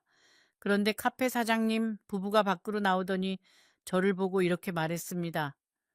할머니, 여기 잠깐 앉으세요. 따뜻한 차 한 잔 드릴게요. 저는 깜짝 놀랐지요. 아니, 괜찮아요. 패 끼치기 싫어서요. 그러자 젊은 사장님이 웃으며 말했습니다. 패는 무슨요? 매일 이 거리를 지나시면서 깨끗하게 정리해 주시잖아요. 저희 가게 앞도 늘 깔끔하게 해 주시고요. 저는 그 말에 눈시울이 뜨거워졌습니다. 며느리는 제 겉모습만 보고 부끄러워했는데 이름도 모르는 이 젊은 부부는 제게 따뜻한 차 한 잔을 내주었지요. 저는 그날 그 카페에서 아주 오랫동안 앉아 있었습니다. 그 부부는 30을 간 넘긴 젊은 사람들이었습니다. 남편분은 공대를 졸업하고 회사에 다니다가 부인이 원래 카페를 하고 싶어 해서 함께 창업을 했다고 하더군요. 월세가 부담스러워서 힘들다고, 그래도 꿈을 포기할 수 없어서 버틴다고 했습니다. 저는 그 이야기를 들으며 젊은 시절의 저와 남편을 떠올렸지요. 그날부터 저는 가끔 그 카페 앞에 들르게 되었습니다. 부부는 늘 저를 반갑게 맞아주었고, 때로는 따뜻한 우유 한 잔을, 때로는 직접 구운 빵 조각을 건네주었지요. 저는 처음에는 극구 사양했지만, 나중에는 못 이기는 척 받곤 했습니다. 그리고 저는 그때마다 속으로 생각했습니다. 세상에는 아직 이런 따뜻한 사람들이 있구나 하고요. 한 번은 부인이 제게 물었습니다. 할머니, 자제분은 안 계세요? 매일 이렇게 힘드실 텐데요. 저는 잠시 대답을 망설였지요.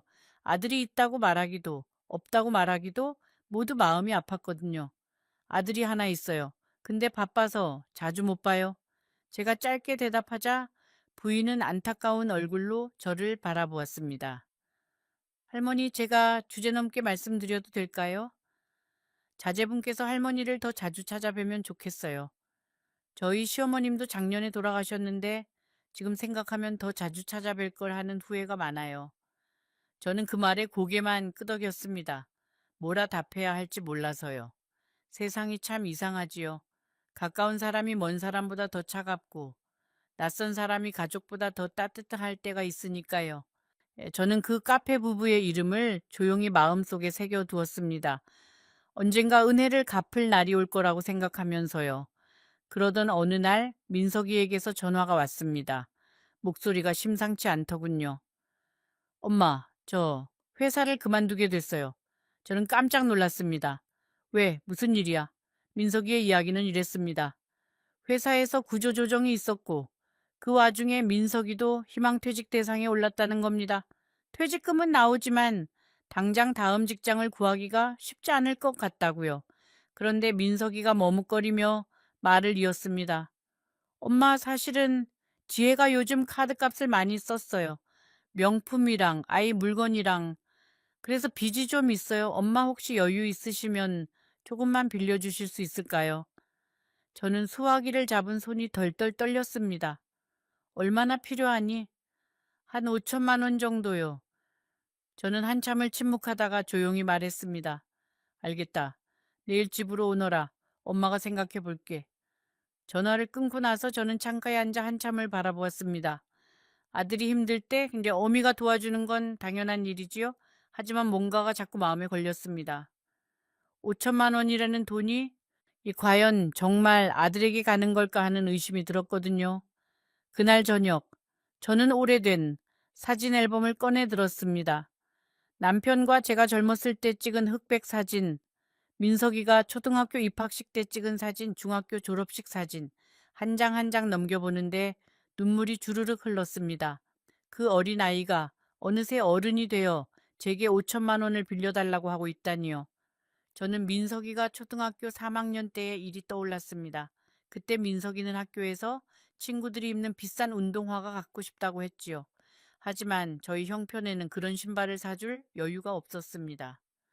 저는 아이를 앉혀놓고 이렇게 말했지요. 민석아, 사람은 신발로 가치가 정해지는 게 아니란다. 마음으로 정해지는 거야. 그때 민석이는 고개를 끄덕이며 알겠어요, 인 엄마라고 답했습니다. 저는 그 대답에 얼마나 감동했는지 모릅니다. 어린 나이에도 어미의 말을 이해해주는 그 마음이 얼마나 기특했는지요? 그런데 이제 그 아이가 명품을 사달라는 아내를 위해 어미에게 돈을 빌려달라고 하고 있는 겁니다. 제가 그 이야기를 떠올릴 때마다 가슴 한편이 저렸습니다. 아이는 자라면서 많은 것을 배우지만 때로는 가장 중요한 것을 잊어버리기도 하지요. 어미가 가르쳐준 그 마음을 아내의 요구 앞에서 내려놓게 되는 순간이 오면 그 어미는 얼마나 쓸쓸할까요? 저는 그 쓸쓸함을 이제서야 뼈저리게 느끼고 있었습니다. 저는 그날 밤 잠을 이루지 못했습니다. 돈을 빌려줘야 할까 말아야 할까. 빌려주면 아들과 며느리의 진짜 모습을 볼 수 없을 테고 안 빌려주면 내 아들이 힘들어질 테고요. 결국 저는 절충간을 찾기로 했습니다. 먼저 만나서 무슨 상황인지 정확히 들어보기로 한 것이지요.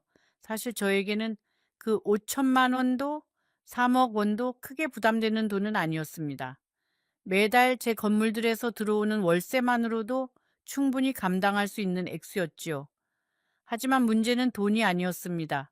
문제는 그 돈을 빌려주면 제 아들과 며느리가 어떤 사람인지 영영 알 수 없다는 거였지요. 저는 그게 두려웠습니다. 다음 날 민석이와 지혜가 함께 찾아왔습니다. 지혜는 여전히 저를 못마땅한 눈으로 바라보더군요. 제 낡은 빌라의 좁은 거실에 앉아서 지혜는 주변을 둘러보며 한숨을 쉬었습니다. 어머니, 이런 집에서 어떻게 사세요? 곰팡이 냄새가 진동하네요. 저는 그 말에 속이 쓰렸지만 티를 내지 않았습니다. 이 집에서 제가 어떤 세월을 보냈는지, 이 벽 하나하나에 어떤 추억이 묻어 있는지 지혜는 알 리가 없었으니까요. 저는 그저 조용히 부엌으로 가서 차를 준비했습니다. 그럼 지혜는 제가 차를 내오는 동안에도 집안 여기저기를 스캔하듯 바라보았습니다. 낡은 벽지, 오래된 장롱, 색이 바랜 커튼까지 마치 값어치를 따지듯 눈길이 움직이더군요. 그 눈빛이 저를 섬뜩하게 했습니다. 사람을 보는 눈이 아니라 물건을 보는 눈이었거든요. 저는 조용히 차를 내왔습니다. 그리고 민석이를 바라보며 물었습니다. 민석아, 엄마가 돈을 빌려주기 전에 한 가지만 확인하고 싶구나.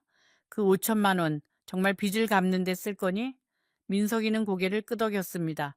그럼요네, 엄마. 그런데 지혜가 끼어들더군요. 어머니, 솔직히 말씀드리면 저희가 집을 좀 옮기려고요. 지금 아파트가 너무 좁아서요. 서화도 크고 이사 갈 집도 알아봤어요. 강남에서 조금 더 좋은 곳으로요. 저는 그 말에 웃음이 나왔습니다. 빚을 갚는다더니 실은 더 좋은 집으로 이사를 가겠다는 거였지요. 그렇구나. 그러면 얼마가 필요한 거니? 제가 물었습니다. 지혜가 당당하게 대답하더군요. 사실은 3억 정도요. 어머니도 아시잖아요. 강남 아파트 값이 얼마나 비싼지. 3억. 5천만 원이 어느새 3억으로 불어나 있었습니다. 저는 찻잔을 조용히 내려놓고 며느리를 똑바로 바라보았습니다. 지혜야, 엄마가 한 가지 물어보자. 너는 내가 그런 돈이 있을 거라고 생각하니? 지혜가 피식 웃었습니다. 어머니 솔직히 없으시죠? 그래서 말씀드리는 거예요. 어머니가 사시는 이 빌라 전세 아니라 자가 맞으시죠? 그럼 이 집을 담보로 대출 받으시면 돼요. 아니면 그냥 파셔도 되고요. 그 말을 듣고 저는 아무 말도 하지 못했습니다. 며느리가 제 유일한 재산이라고 생각하는 이 낡은 빌라를 팔라고 하는 겁니다. 70 넘은 할미를 길바닥으로 내몰고서라도 자기들은 강남에 더 좋은 아파트에 살겠다는 거지요. 제 아들은 그 옆에서 고개를 푹 숙이고 있었습니다. 민석아, 너도 같은 생각이니? 제가 물었습니다. 민석이는 한참을 망설이다가 작은 목소리로 말했습니다. 엄마, 지혜 말이 맞아요. 어차피 엄마 혼자 사시는데 이 집이 너무 커요. 작은 원룸 하나 얻으시면 되잖아요. 그 순간 저는 제 속에서 무언가가 완전히 무너져 내리는 것을 느꼈습니다. 이 빌라는 단순한 집이 아닙니다. 남편과 제가 식당 일을 하며 새벽부터 밤까지 땀 흘려 마련한 첫 집이었거든요. 남편이 눈을 감기 전 순자야, 이 집만은 꼭 지켜라 라고 했던 그 집입니다. 그런데 제 아들이 그 집을 팔라고 하고 있는 겁니다. 민서가 너 기억하니? 이 거실 바닥에서 네가 처음 걸음마를 뗐던 거. 예, 저 부엌에서 이토 엄마가 너한테 처음 김밥 싸줬던 거. 그리고 저 방에서 아빠랑 네가 같이 잠들던 거. 민석이의 얼굴이 살짝 굳어졌습니다. 하지만 지혜가 바로 끼어들었지요. 어머니 추억이 중요한 건 알아요. 하지만 실용적으로 생각하셔야죠. 실용적이라. 저는 그 말을 조용히 되뇌었습니다. 실용적이라는 말이 언제부터 이렇게 차갑게 들렸을까요?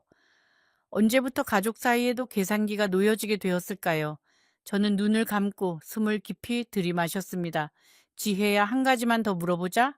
만약 내가 이 집을 팔아서 너희에게 3억을 주면 그 다음에 나는 어디서 살아야 하니? 지혜는 잠시 고민하더니 이렇게 답했습니다. 어머니, 저희가 알아봐 드릴게요. 교회에 작은 원룸 하나 얻어 드릴 수 있어요.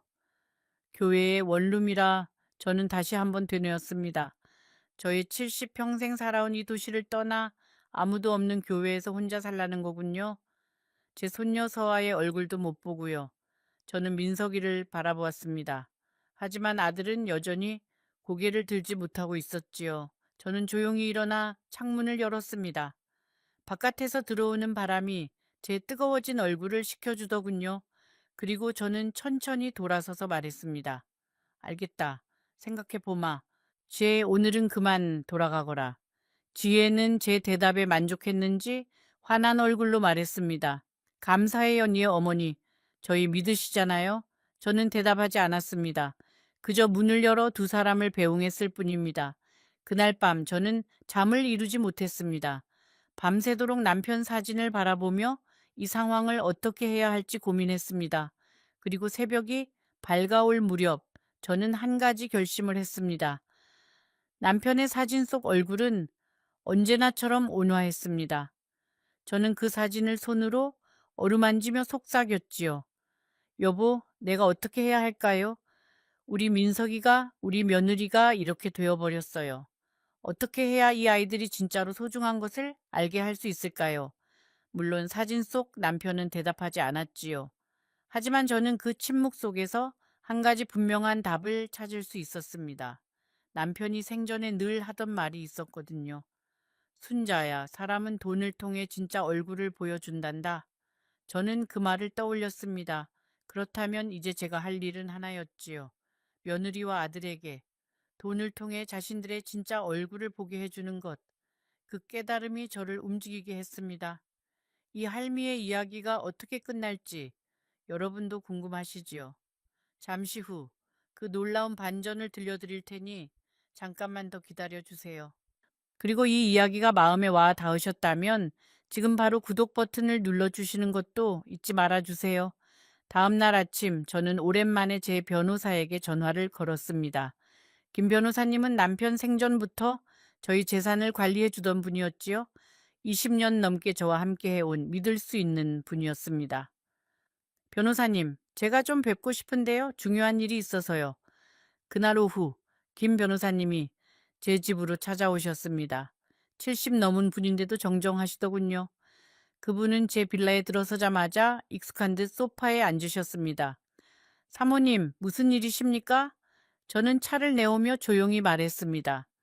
변호사님, 제가 아들 내외에게 한 가지 시험을 해보려고 합니다. 김 변호사님이 고개를 갸웃하셨습니다. 시험이요? 저는 며느리가 한 말들을 모두 들려드렸습니다. 제 빌라를 팔라는 것, 명절에 옷차림을 신경 쓰라는 것, 병원에서 손녀를 못 앉게 한 것까지요? 김 변호사님은 이야기를 들으시며 얼굴이 점점 굳어지셨습니다. 사모님, 그래서 어떻게 하실 생각이십니까? 변호사님, 제가 내일 다시 아들네 집에 가려고 합니다. 그리고 며느리에게 솔직하게 말하려고요. 이 할미에게는 돈이 없다고요. 빌라도 팔 수 없다고요. 오히려 제가 돈이 필요하다고요. 김 변호사님이 눈을 크게 뜨셨습니다. 며느리가 어떻게 반응하는지 보려고요. 그 반응에 따라 제가 그동안 아껴온 이 재산을 어떻게 할지 결정할 생각입니다. 김 변호사님은 한참을 생각하시더니 고개를 끄덕이셨습니다. 알겠습니다, 사모님. 제가 옆에서 돕겠습니다.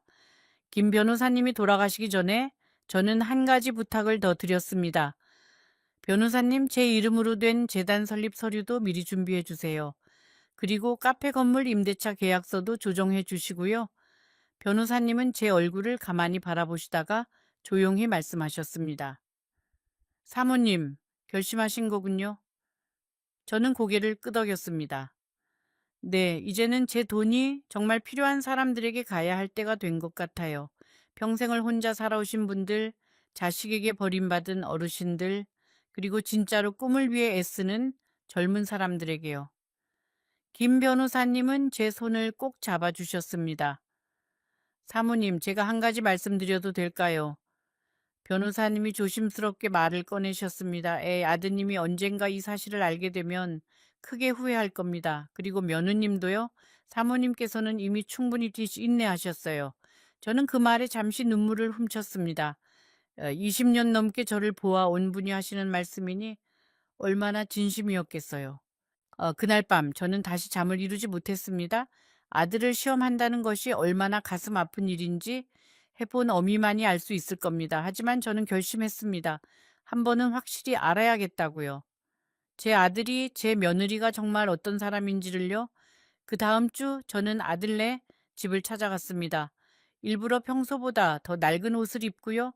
손에는 폐지가 담긴 낡은 비닐봉지 하나를 들고 있었습니다. 초인종을 누르자 지혜가 문을 열었습니다. 그리고 저를 보자마자 표정이 일그러졌지요. 어머니, 제발 이런 차림으로 여기 오시지 마세요. 옆집에서 다 봅니다. 바로 이 말이었습니다. 그날 아침 제 가슴에 못을 박았던 그 한마디. 하지만 저는 웃으며 안으로 들어갔습니다.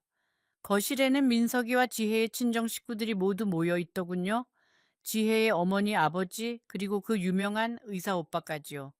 다들 저를 위아래로 훑어보았습니다. 지혜의 어머니가 먼저 입을 여셨습니다. 사돈, 오늘 여기 오신 건 그 빌라 이야기 때문이시죠?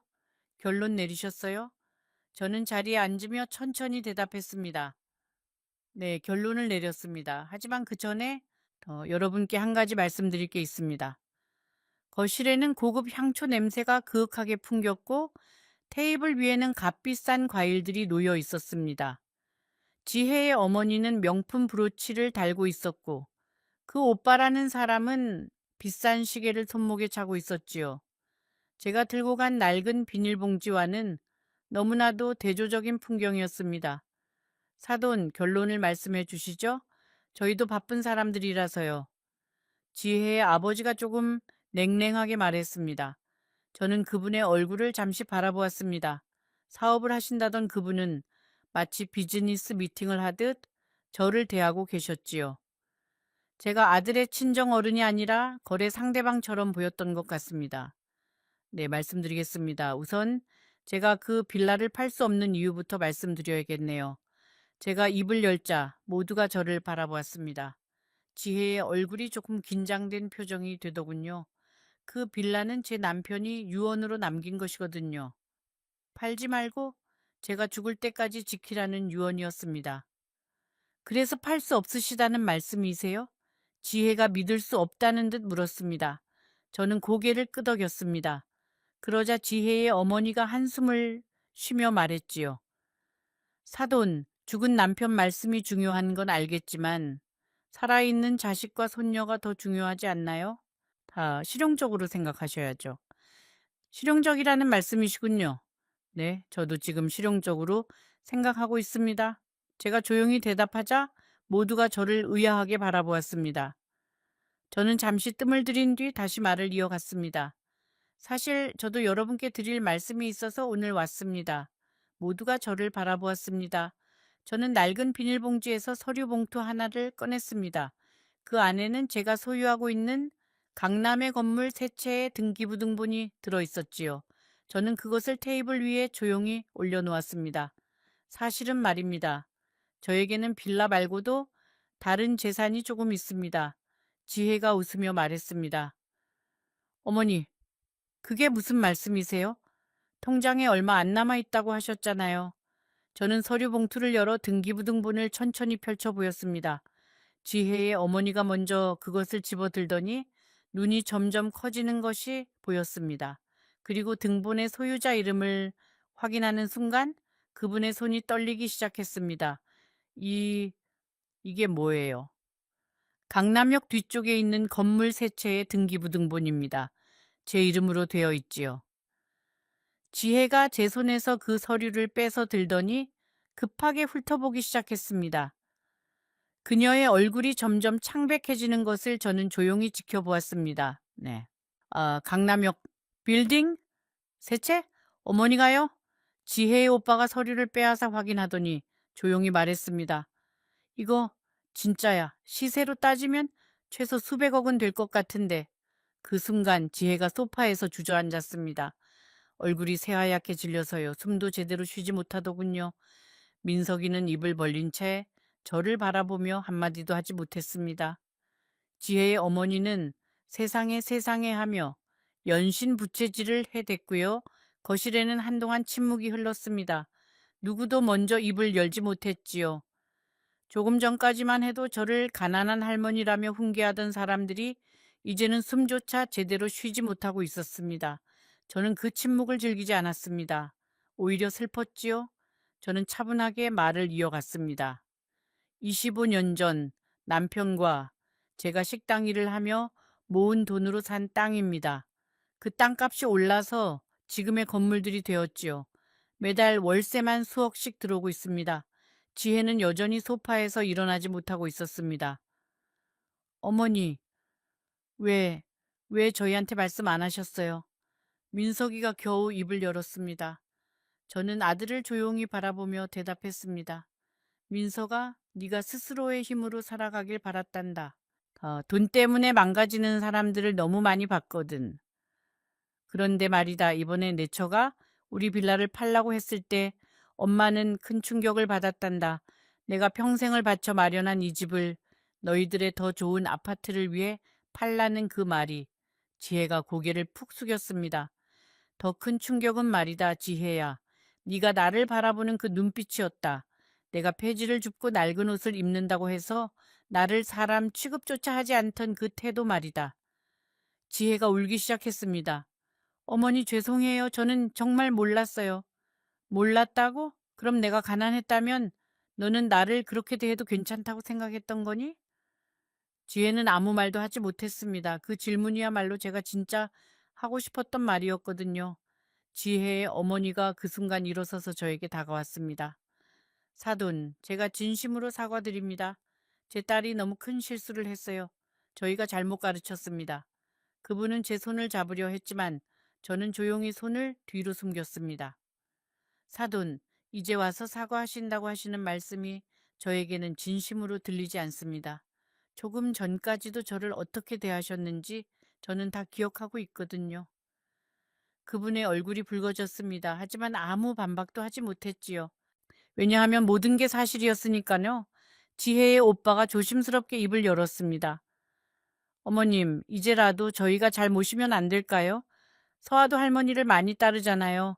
저는 그 말에 씁쓸하게 웃었습니다. 조금 전까지 저 할머니라고 부르던 사람들이 이제는 어머님이라고 부르고 있었지요. 저는 자리에서 일어나 등기부등본을 다시 봉투에 집어넣었습니다. 그리고 조용히 말했습니다. 오늘 제가 변호사님과 함께 왔습니다. 저 밖에 차에서 기다리고 계시지요? 이제부터 제 재산의 처리에 대해 이야기하려고 합니다. 잠시 후 김 변호사님이 들어오셨습니다. 그리고 저는 가족 모두에게 선언했습니다. 오늘부로 제 재산은 모두 재단에 기부할 예정입니다. 손녀 서아의 교육비 정도만 신탁으로 남겨둘 겁니다. 나머지는 저와 같이 외롭게 살아가시는 어르신들을 위한 재단에 쓸 생각입니다. 그 순간 거실이 얼어붙은 듯 조용해졌습니다. 지혜의 아버지가 놀란 듯 목소리를 높였습니다. 아니, 사돈, 그건 너무 성급한 결정 아니십니까? 자식이 있는데 왜 남에게 주려고 하세요? 저는 그분을 조용히 바라보며 대답했지요. 사돈, 저는 이미 제 아들에게 가장 큰 유산을 주었다고 생각합니다. 정직한 삶을 살라는 가르침이지요. 하지만 그 가르침이 제대로 전해지지 않았다는 걸 오늘에서야 알았습니다. 그러니 이제는 저의 돈이 정말 필요한 사람들에게 가는 게 맞다고 생각합니다. 그분은 더 이상 반박하지 못했습니다. 지혜가 소파에서 벌떡 일어났습니다. 어머니, 제발 그러지 마세요. 제가 잘못했어요. 다시는 그런 말 안 할게요. 그녀의 눈빛이 완전히 달라져 있었습니다. 방금 전까지 저를 무시하던 그 오만한 눈빛은 사라지고 필사적인 눈빛으로 저를 붙잡고 있었지요. 저는 그녀를 한참 바라보다가 조용히 말했습니다. 지혜야, 바로 그거란다. 내가 부자라는 걸 안 순간 너의 태도가 이렇게 달라지는 것. 그게 바로 내가 왜 이 결정을 내렸는지 보여주는 증거란다. 지혜는 그 자리에서 무너져 내렸습니다. 어머니, 정말 저를 용서해 주실 수 없나요? 저는 정말 철이 없었어요. 이제는 다르게 살겠습니다. 어머니께 진심으로 효도하면서요. 지혜가 눈물을 흘리며 애원했습니다. 하지만 저는 이미 마음을 굳힌 상태였지요. 지혜야, 용서한다는 말은 언제든지 해줄 수 있다. 하지만 재산에 관한 결정은 네 태도가 바뀌었다고 해서 바꿀 수 있는 게 아니란다. 이건 내가 평생 고민해온 일이거든. 오늘 너의 반응이 그 고민의 마지막 답을 준 것일 뿐이다. 지혜는 더 이상 아무 말도 하지 못했습니다. 민석이가 제게 다가와 제 손을 잡았습니다. 엄마, 죄송해요. 제가 정말 잘못했어요. 저는 아들의 손을 가만히 바라보았습니다. 어릴 적 제 손을 꼭 잡고 엄마 호강시켜 드릴게요. 라던 그 작은 손이 이제는 이렇게 커져 있더군요. 민석아, 엄마는 너를 원망하지 않는다. 다만 네가 기억해 줬으면 한다. 사람의 가치는 겉모습이나 재산으로 정해지는 게 아니라 그 사람이 살아온 삶과 마음으로 정해진다는 것을 말이다. 저는 아들의 이 말을 한 번 쓰다듬어 주고 현관을 향해 걸어갔습니다. 그날 이후 제 삶은 크게 달라졌습니다. 김 변호사님의 도움으로 재단을 세웠고 제 건물들에서 나오는 수익의 대부분을 어려운 어르신들을 위해 쓰기 시작했지요. 그리고 저는 여전히 매일 아침 강남의 거리를 돌며 폐지를 줍습니다.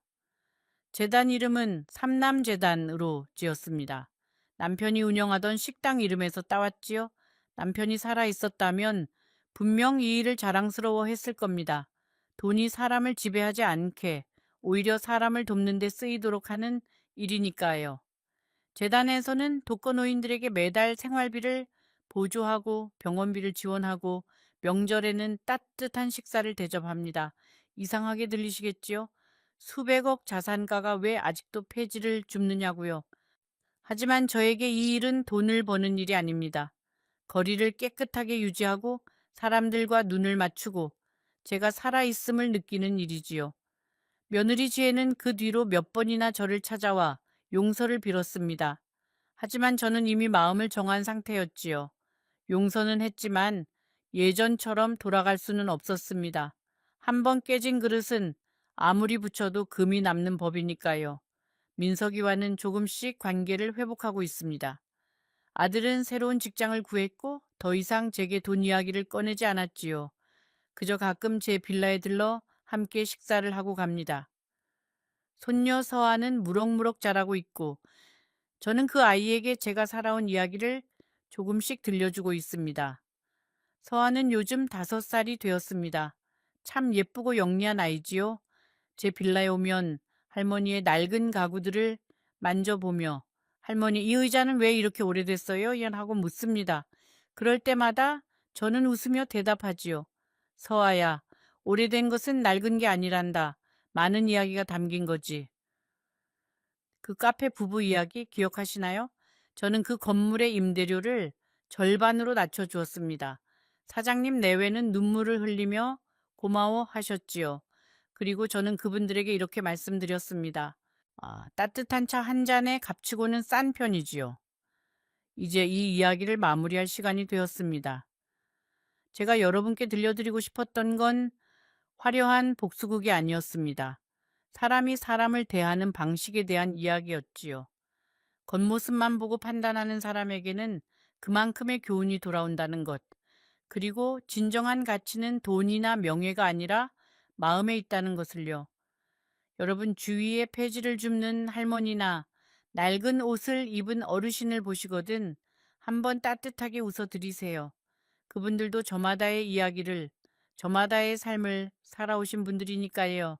여러분의 작은 친절이 그분들에게는 큰 위로가 될 수 있습니다. 그리고 만약 여러분이 누군가의 며느리이거나 사위이거나 자식이라면 오늘 이 이야기를 한 번 더 생각해 주셨으면 합니다. 부모님의 모습이 초라하다고 느껴질 때 그 뒤에 어떤 삶이 있었는지를요. 그분들이 그 모습이 되기까지 얼마나 많은 것을 포기하고 희생했는지를 말입니다. 저는 오늘도 낡은 손수레를 끌고 거리로 나갑니다. 아침 햇살이 제 주름진 손등에 비치고 바람이 제 백발을 흩날리지요. 누군가는 저를 보고 가난한 할머니라고 생각할 겁니다. 하지만 저는 웃습니다. 왜냐하면 진짜 부자는 돈이 아니라 마음에 있다는 걸 알고 있으니까요. 이 이야기가 여러분 마음에 닿았다면 구독 버튼을 한번 눌러주세요. 이 할미가 여러분께 들려드릴 이야기는 아직도 많이 남아 있답니다. 그리고 이 이야기가 여러분 마음에 와 닿았다면 지금 화면에 보이는 다음 이야기를 꼭 봐주세요. 이 이야기보다 더 놀라운 반전이 여러분을 기다리고 있을 테니까요. 놓치지 마세요.